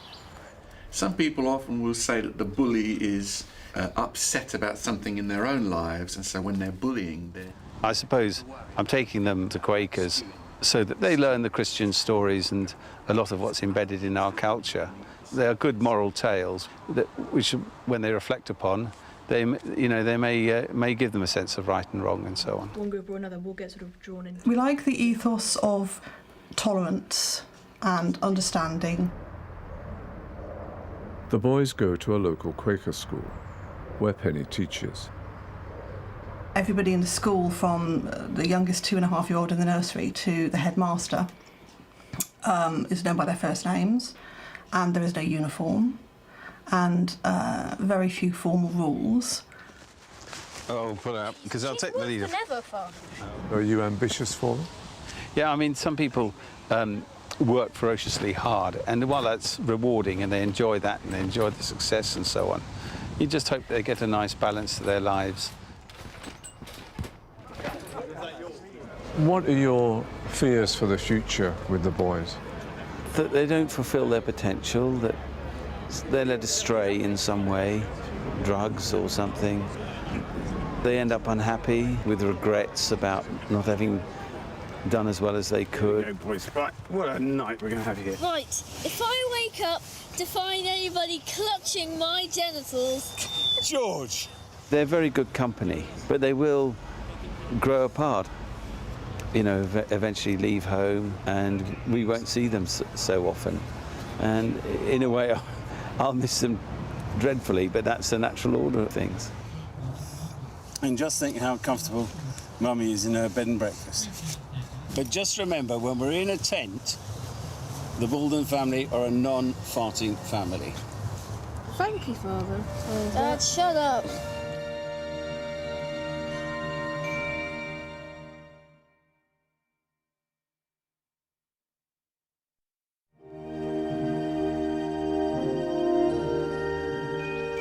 going to work in Woolworths.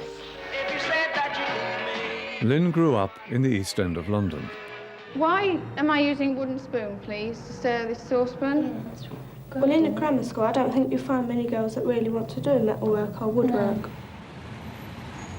At 21, she began a career as a children's librarian, starting off in a mobile library in East London. Have I stamped yours? Yes. Yes? I've not stamped yours. Sleeping Beauty. Teaching children the beauty of books is just fantastic. To work with children of that age, you've got to love them. And I love children. Because of cuts in the education budget, the mobile library was shut down. At 42, Lynn was working at Bethnal Green. You can draw better than I can. Good morning. When we went back at 49, she was still there. Good morning. For the last 30 years, banged my head against a brick wall to maintain children's services, but this time around, no one's listening. They say that the work that I do, that anybody can do it. There would be no specialist running it. I may not have a job. At that library review, I got a job. 2 years later, another review. And cutting departments again. That time, I didn't get a job. But has it been worth it all? Yeah, very much. All these things that I've said over the years are flying through my mind at the moment, but yes, it has been worth it. And you better cut it, because otherwise I'm going to cry. Fortunately, I was over 50 and I could draw my pension. We decided we can downsize, we'll move out, smaller property, there's only the two of us at home now, and we'd be great. Then the crash came. And then Riley was born.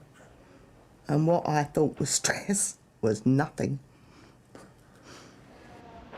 Riley is one of Lynn's 3 grandsons. How much did he weigh when he was born? 2 pounds and a quarter ounce. As soon as he was born, they took him straight through to the neonatal intensive care unit. 3? How many you got? Yeah. He was put on oxygen, monitors on, tubes coming out of everywhere. And he's absolutely fine, thanks to the NICU unit at William Harvey Hospital in Ashford. Mummy's going to work. Say bye-bye, Mummy. Riley has an older brother, Connor. For the last 18 months or so, I've actually had Riley full-time. If I could, I would have 2 girls and 2 boys. I've been married a year and a couple of months. You do think, Christ, what have I done? When she was 19, she married Russ. They had 2 daughters, Sarah and Emma.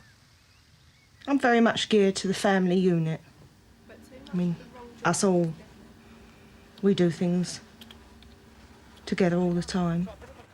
At 42, the girls were both doing very well at school. All right, darling? Neither of the girls went to university? No. Was that disappointing to you? No, their choice. We discussed it. It's what they wanted to do. They felt that the academic side wasn't for them. Sorry. So was the arrival of Connor a shock to you? No. Well, yeah, but she was 19. Yeah. She's old enough. Oh, look, he's coming after you. Look, he's coming over here to see. And how's old Connor doing? He's doing great. He's off to his new secondary school. Keeps telling me he's nearly as tall as me, but I keep saying, no, you've got a while to go yet. How does he deal with Riley? He loves Riley to bits, but Riley is just a 2-year-old. Sarah and Adam have got married since we last saw you. They've got a little boy called Harry. He's getting on fine. Sarah, having just had Harry, was put in the same boat as I was. The day before she was due to go back to work after maternity leave, made redundant. Yeah, so there used to be a lot more subspecies, but for various reasons they've gone extinct. And she's now trained as a childminder. She's doing absolutely brilliant now. One come as well. Wow. And is Emma still in the same job? Yeah. Is that going okay? I mean, with the recession, work dropped off an awful lot, but seems to be picking up again now. Go over though. So Russ took early retirement too, so what's happened with him? Because of the crash, he picked up a job, and instead of the 2 part-time jobs, he got a full-time job. So we are looking at a much longer working life than perhaps we thought. Yeah, for everyone. The goalposts keep hiring. People that thought when they started work that they were going to retire at 60, draw their state pension as well. It's totally changed. They come round and mop the floor, and then a couple of minutes later another waitress come up. I'm not politically minded, but I still believe that they haven't got a clue what they're doing. Some people are never ever going to recover from it. It's unfortunately going to be quite devastating for them. We've no left-wing Labour Party anymore. Tony Blair saw to that. They all veer to the right. I didn't know I was getting into this. Are you all right? Yeah, I think so. This is unbelievable. Look up. Russ is still such a great support for me, and he is still my soulmate. Take care, I love you. After all this time, we flourished together. I had an all-white wedding, all white. We were both in white and my bridesmaid was in white. 37 years. Gone extremely quickly. We've just grown together. We learnt to be friends before we had children. We established a solid foundation from which to work from. Think of how fit it's going to make you. Right in your script. So for you, that's... I'm happy with the way my life has gone. I just don't. I'm still a governor.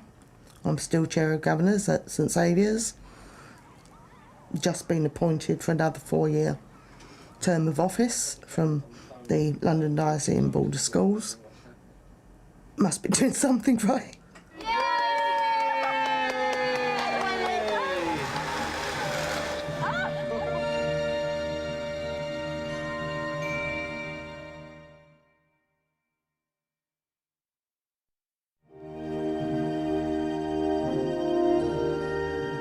I read the Financial Times.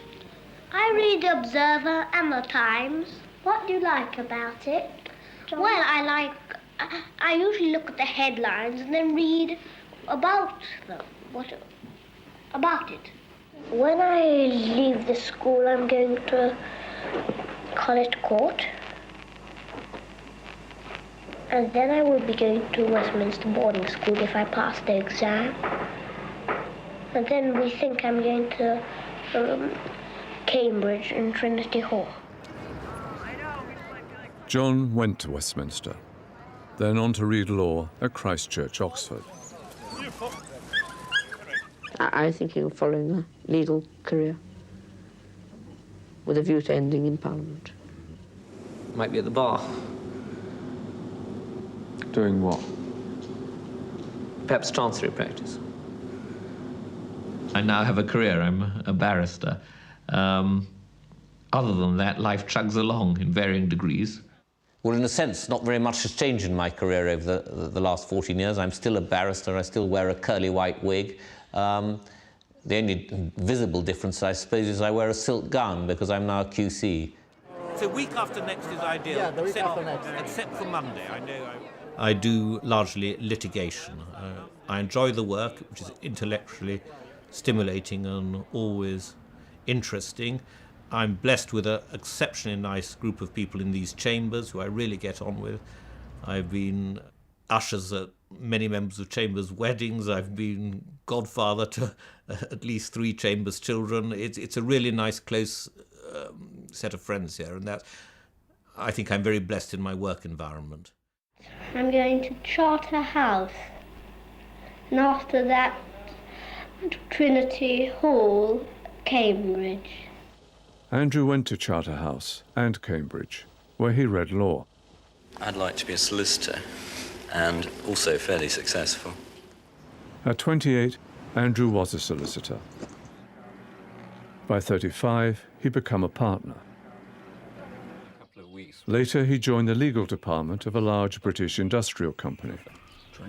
A few years after, they were taken over by a German firm. There was a bit of uncertainty when you get 2 large organisations coming together. You know, who was going to have a job at the end of it, who was going to be made redundant. I was fortunate enough that I still had a job at the end of it, and it's worked very well. When boys go around with girls, they don't pay attention to what they're doing. For instance, my grandmother had an accident because a boyfriend was kissing his girlfriend in the street. By 35, John had married Claire, the daughter of a former ambassador to Bulgaria. It is coincidental that we met, but it's obvious that the Balkan connection was a strong mutual interest. My great-great-grandfather, who was the first Prime Minister of Bulgaria when the country was liberated from the Turks in 1879. Well, I think everyone needs to have a feeling that they belong somewhere, and that there's a plot of land or somewhere where they hail from and their roots are. People who go on about the government butchering the National Health Service, I think should come over to Bulgaria to see what being kept short of necessary supplies and funds really does mean. We're at the Centre for the Rehabilitation of Disabled Children at Dalbuk Dol, near Troyan in the Balkan Mountains, which our charity in London has helped quite a bit. We feel we can help in all sorts of smaller ways, particularly with art classes or pottery classes or dancing classes. You can revolutionise the life of a child without actually having to raise huge sums of money. What do you think about girlfriends at your age? Tell me what you think. I've got one, but I don't think much of her. They're no longer just bores who won't play this or something. They're over half of the community and they're there. And you can begin to talk to them. I don't think I financially come from the same background. Andrew didn't go for a haughty deb, he went for a good Yorkshire lass.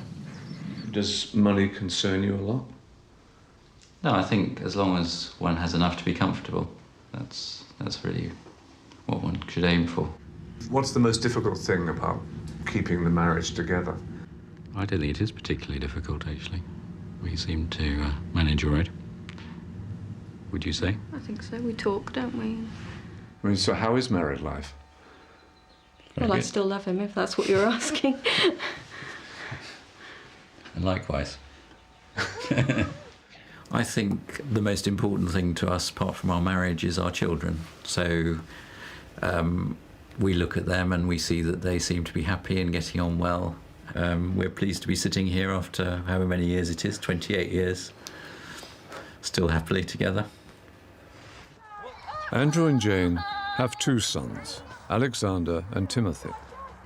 And you can never be sure of leaving your children any worldly goods, but at least you can be sure that once you've given them a good education, that's something that no one can take away. Alexander's now working in Canary Wharf in the City of London. And Timothy's just left St Andrews, graduated this year, and he's going on to do a postgraduate degree at Durham University. I'd quite like to get into politics, but I mean, that's easier said than done. Who knows? I haven't written myself off as a potential politician, even though I'm already 49. Well, I've always wanted to go into politics, but whether I'll ever do anything about it, I'm afraid I'm too old now. That's the truth. I mean, But it's depressing. My two oldest friends are both ministers at the moment, and one I've known since 4, one I've known since 5. And I mean, obviously, one can't help feeling was a bit of a failure by comparison. I think it's more fair if they're elected. Yes, so do I, but I think it's better to be appointed. Yes, because it takes such a lot of time. It doesn't appointed. I'm pleased that we have a coalition because I've always, at heart, believed in consensus politics. One thing that really does worry me is their attempts to solve economic stagnation at the moment in this country by building all over the green belt and other areas of countryside. I have no doubt that whether it's 5 years or 10 years, this recession is going to be over one day, but if the countryside is ruined, it's ruined forever, and for our children, our children's children, and so on. Andrew and Jane live in London, but they have a second home in the country. Well, we bought it about just when we got married.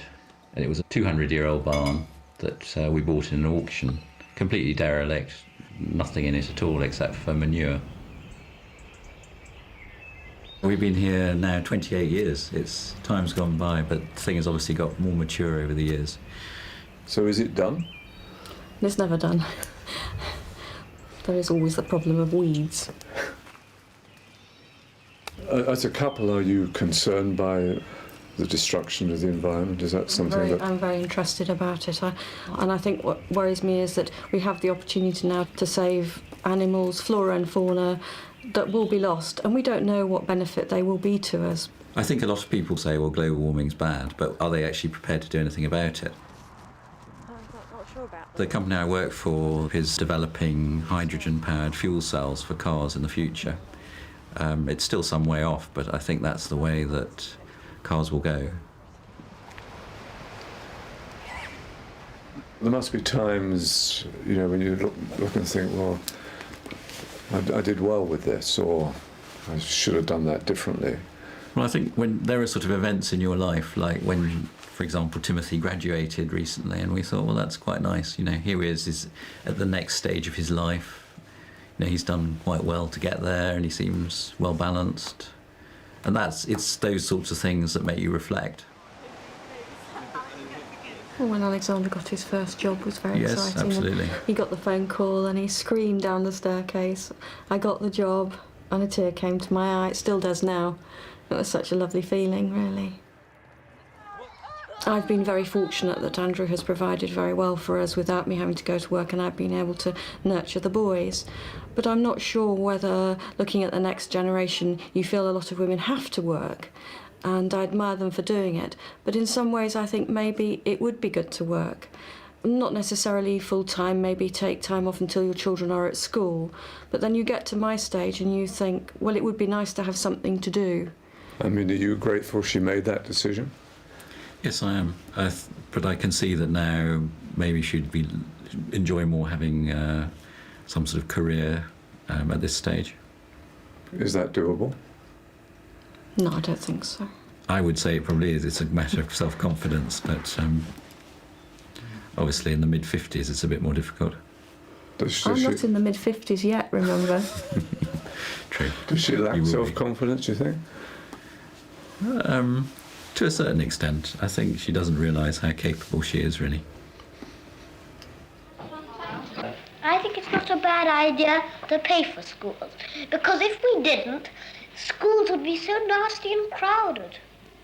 I think that the premise on which the programme was based, namely that England was still in the grips of a Dickensian class system, was outmoded even in 1964. It didn't reflect realities in 64. The hounds are over there, I think. Insofar as the programme touches me, I feel it's a complete fraud. It all appeared part of some indestructible birthright. What viewers were never told is that my father died when I was age 9, leaving my mother in very uncomfortable financial circumstances. She had to go out to work in order to see us through school, and that I got a scholarship to Oxford. And rich children always make fun of poor children, I think. Yes, they say, oh, look at that lovely little... I think the premise of the original film was that there was a very strong class system at that time, and I think that's absolutely true. There is still a class system, but I think it's based more on financial success. Well, there's now an underclass where people can't work. It's true. There are extremes at either end. There are very successful people who are extremely rich, and there are people who have very poor prospects. It's true. But it's been ever thus. I don't think that's going to change in the future, and it's always been like that. Babcie, ili momicie? Ja, mamy. 12 I plus.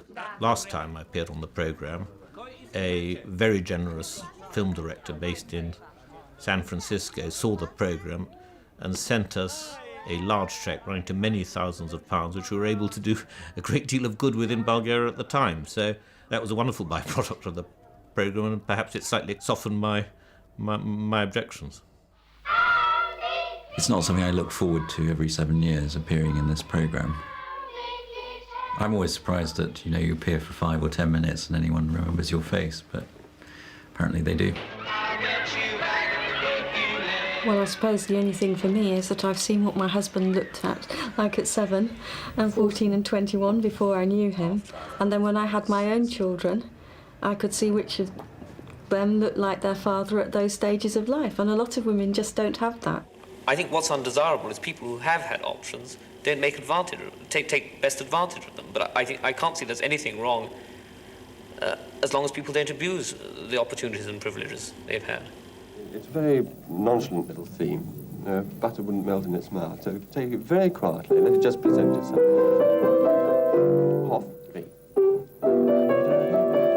If one discounts wanting to be a train driver, a major opera singer, right, a concert pianist, it would have been nice. But I mean, I was never good enough.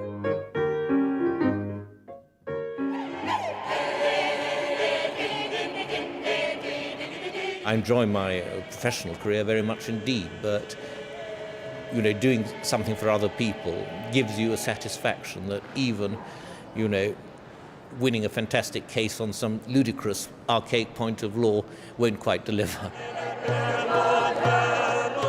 I think the thing where I would regard myself most successful is that I'm blessed with wonderful friends.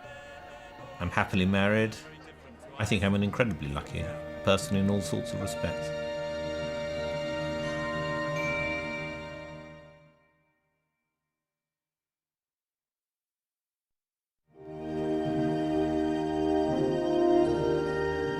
Is it important to fight? Yes. Tony was brought up in the East End of London. I want to be a jockey when I grow up. Yeah, I want to be a jockey when I grow up.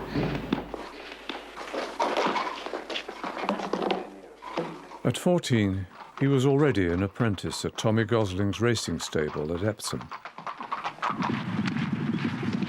At 15, he'd left school. This is a photo finish when I rode at Newbury. I'm the one with the white cap. I was beating a length and half a third and had a photo finish. Do you regret not making it? Well, I would have given my right arm at the time to become a jockey. But now, well, I wasn't good enough. My greatest fulfilment in life, when I rode at Kempton, in the same race as Lester Piggott. Proudest day of my life. And you let it go? I let it go. What will you do if you don't make it as a jockey? I don't know. If I knew I couldn't be one, I'd get out of the game. Wouldn't bother. And what do you think you would do then? Loan on taxes. At 21, he was on the Knowledge, and by 28, he owned his own cab. Surprising who you pick up, you see. I once met Kojak, I picked him up. I'll give you a story which happened. The doorman called me up, and it was Buzz Aldrin, the spaceman.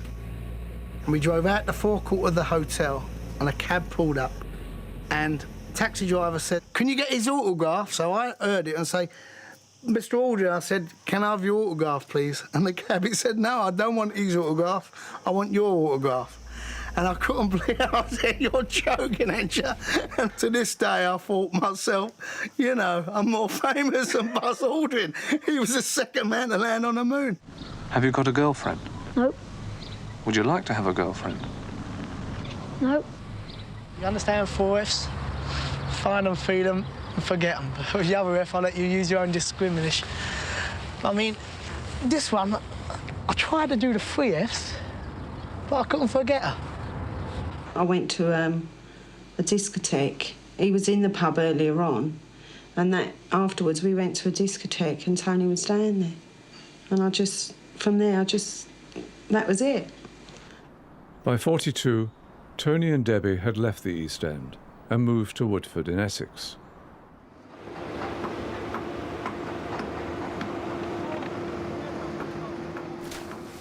At 49, they'd taken out a second mortgage on the London house and put the money into a holiday home in Spain.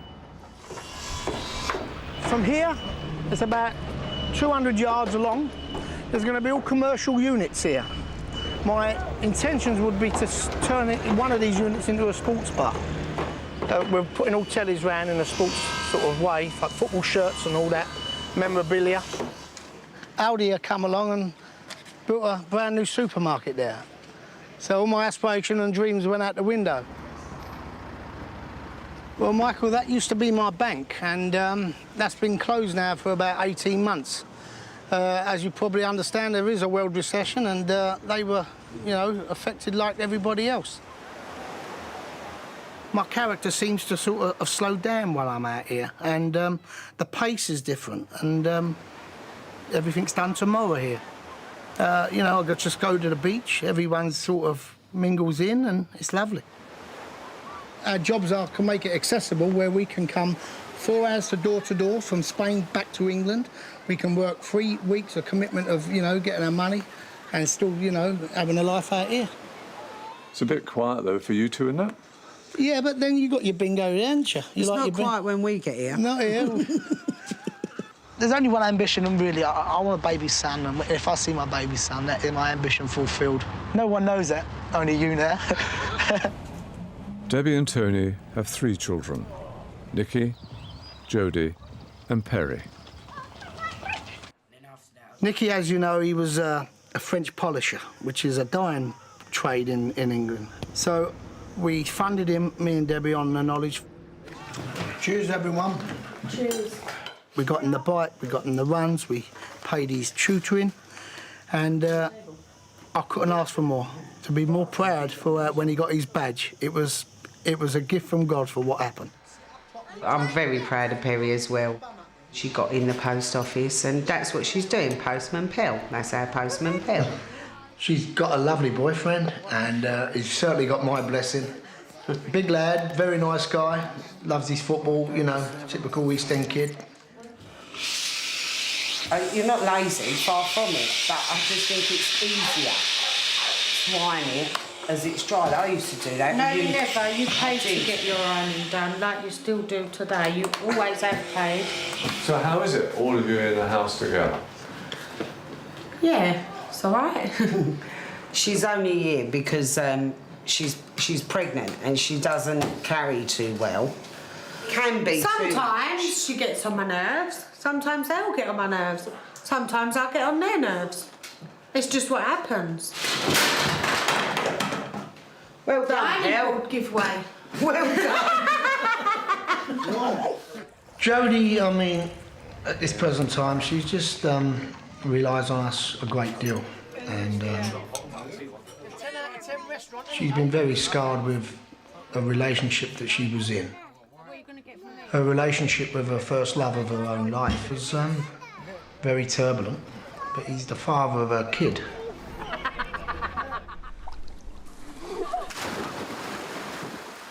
Jodie has a daughter, Tony.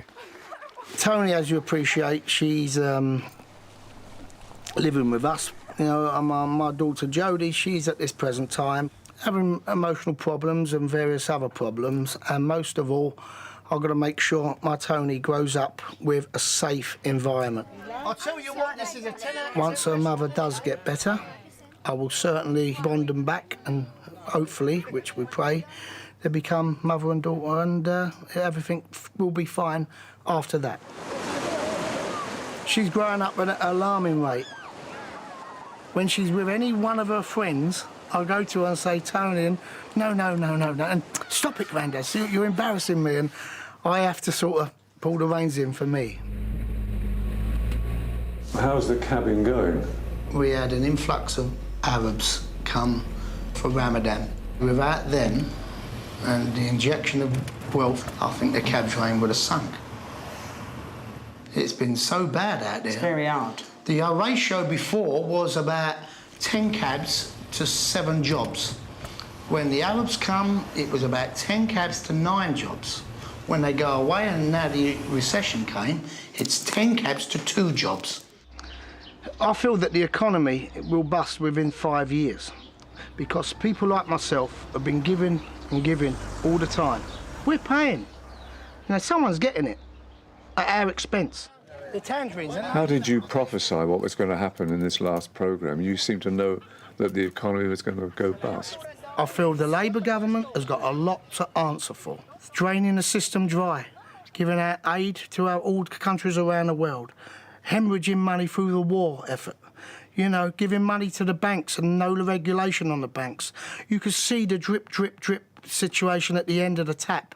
And by the time there's no water left in the tank, they want us to put it all back in. Sometimes on Saturday morning I go to the pictures. Sometimes with my friends and sometimes with him. You don't. I do. You don't. And why did you fall in love with him? Don't know. I don't know how you put up with me for so long. I don't know. Sometimes I don't know how I stand him. Who's to say in another 10 years, me and him might have split up? Quite possible. You know, you don't know. I'm not proud at all to say this, but situations arise that I have had regretful behaviour various times, but through... You got caught. And that was it. You must appreciate 32 years is a long time to be married, and most of all, I mean, I've got an open characteristic way about me, and sometimes it has got me into trouble, which has been well documented before. I owe Debbie everything because, good or bad, high or low, rain or shine, she stuck by me. And then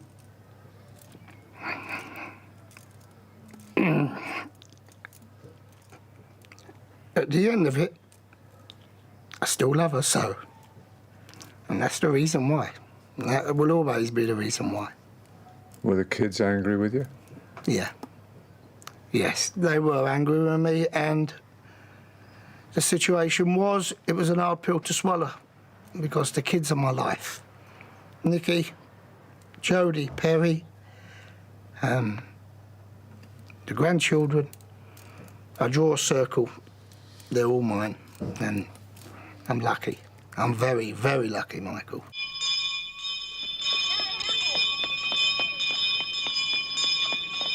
Michael, up there is my old flats where I used to live in. I lived up there for 28 years. For me, it's so small round here now. I mean, I come back and the memories I've got in here is unbelievable. Would everybody please sit round now, get on with their work? I don't want to see any backs to me. Shouldn't be anybody turning round. Tony, do you hear as well? Get on with your work in front. Tony, don't turn round again. As you can see, Michael, the Bethnal Green I knew as a kid growing up, and now it's changed quite dramatically. Not one East Ender, Cockney person like myself or anyone in the East End ever had a say in the immigration. No one had a say of the popularisation as far as was there too many, was there too less. Listening to you, sometimes you sound racist. Asian. Well, no, you talk about Asians, you talk about Japanese, and yet here in Spain you seem to really work to integrate into the community. Well, look, Michael, with respect to you, that word racist, it covers leaps and bounds of characteristics. I've never been racist in a million years. In a million years. I love people, I'm a people lover. You know, and in no way, I think that's, with respect to you, over the top. Right, Michael, this is the fruit and veg shop. Well, I was 7 years old, I had my first wage in there, 10 bob a week. This here was a pub. This is where all the dray horses used to deliver the beer. I used to run in and get in my apples, and I used to feed them. And where I was so small, they were a mammoth, and that's where I got my love for horses from. Four and a half 50s, 40. If your father gambles, you always looked upon how he gambles. I try my luck, see what he does. And I took it from there, it's sort of in you. This is the pub and the area where my dad used to meet. And what they used to do is get an orange box with 3 cards on it, a queen and 2 fours. And what they do is called find the lady, like the 3-card trick. And consequently, they just sort of take their money off all the general public. He used to go in the nick once a week at least, and the firm used to take their money out, pay the fine, and he was back out on the street to do his sort of devilly ways. I've come back here again, and it's really a travesty what's happened here. I mean, it makes it feel like crying. For me, it's quite sad, you know, but I mean, if that's what they call progress, well, so be it. Where are we now, Tony? I'm back at the old dog track.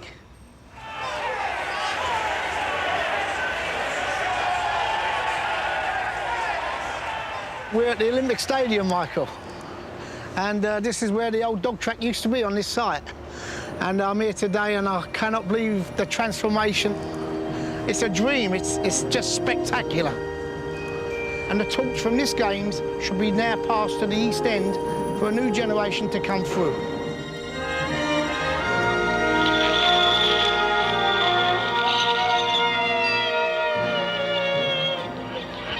At the end of their very special day in London, after their trip to the zoo and the party, we took our children to an adventure playground where they could do just what they liked. Those from the children's home set about building a house.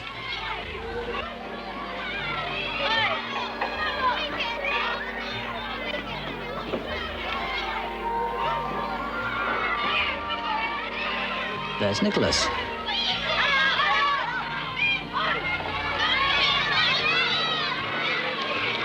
And Tony.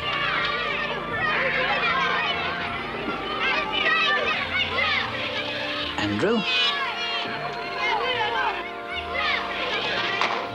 John.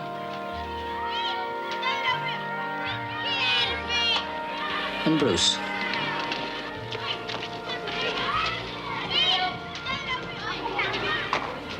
Susie.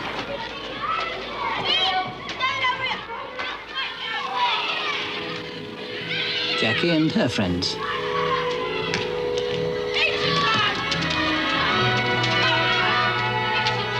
Give me a child until he is 7, and I will give you the man.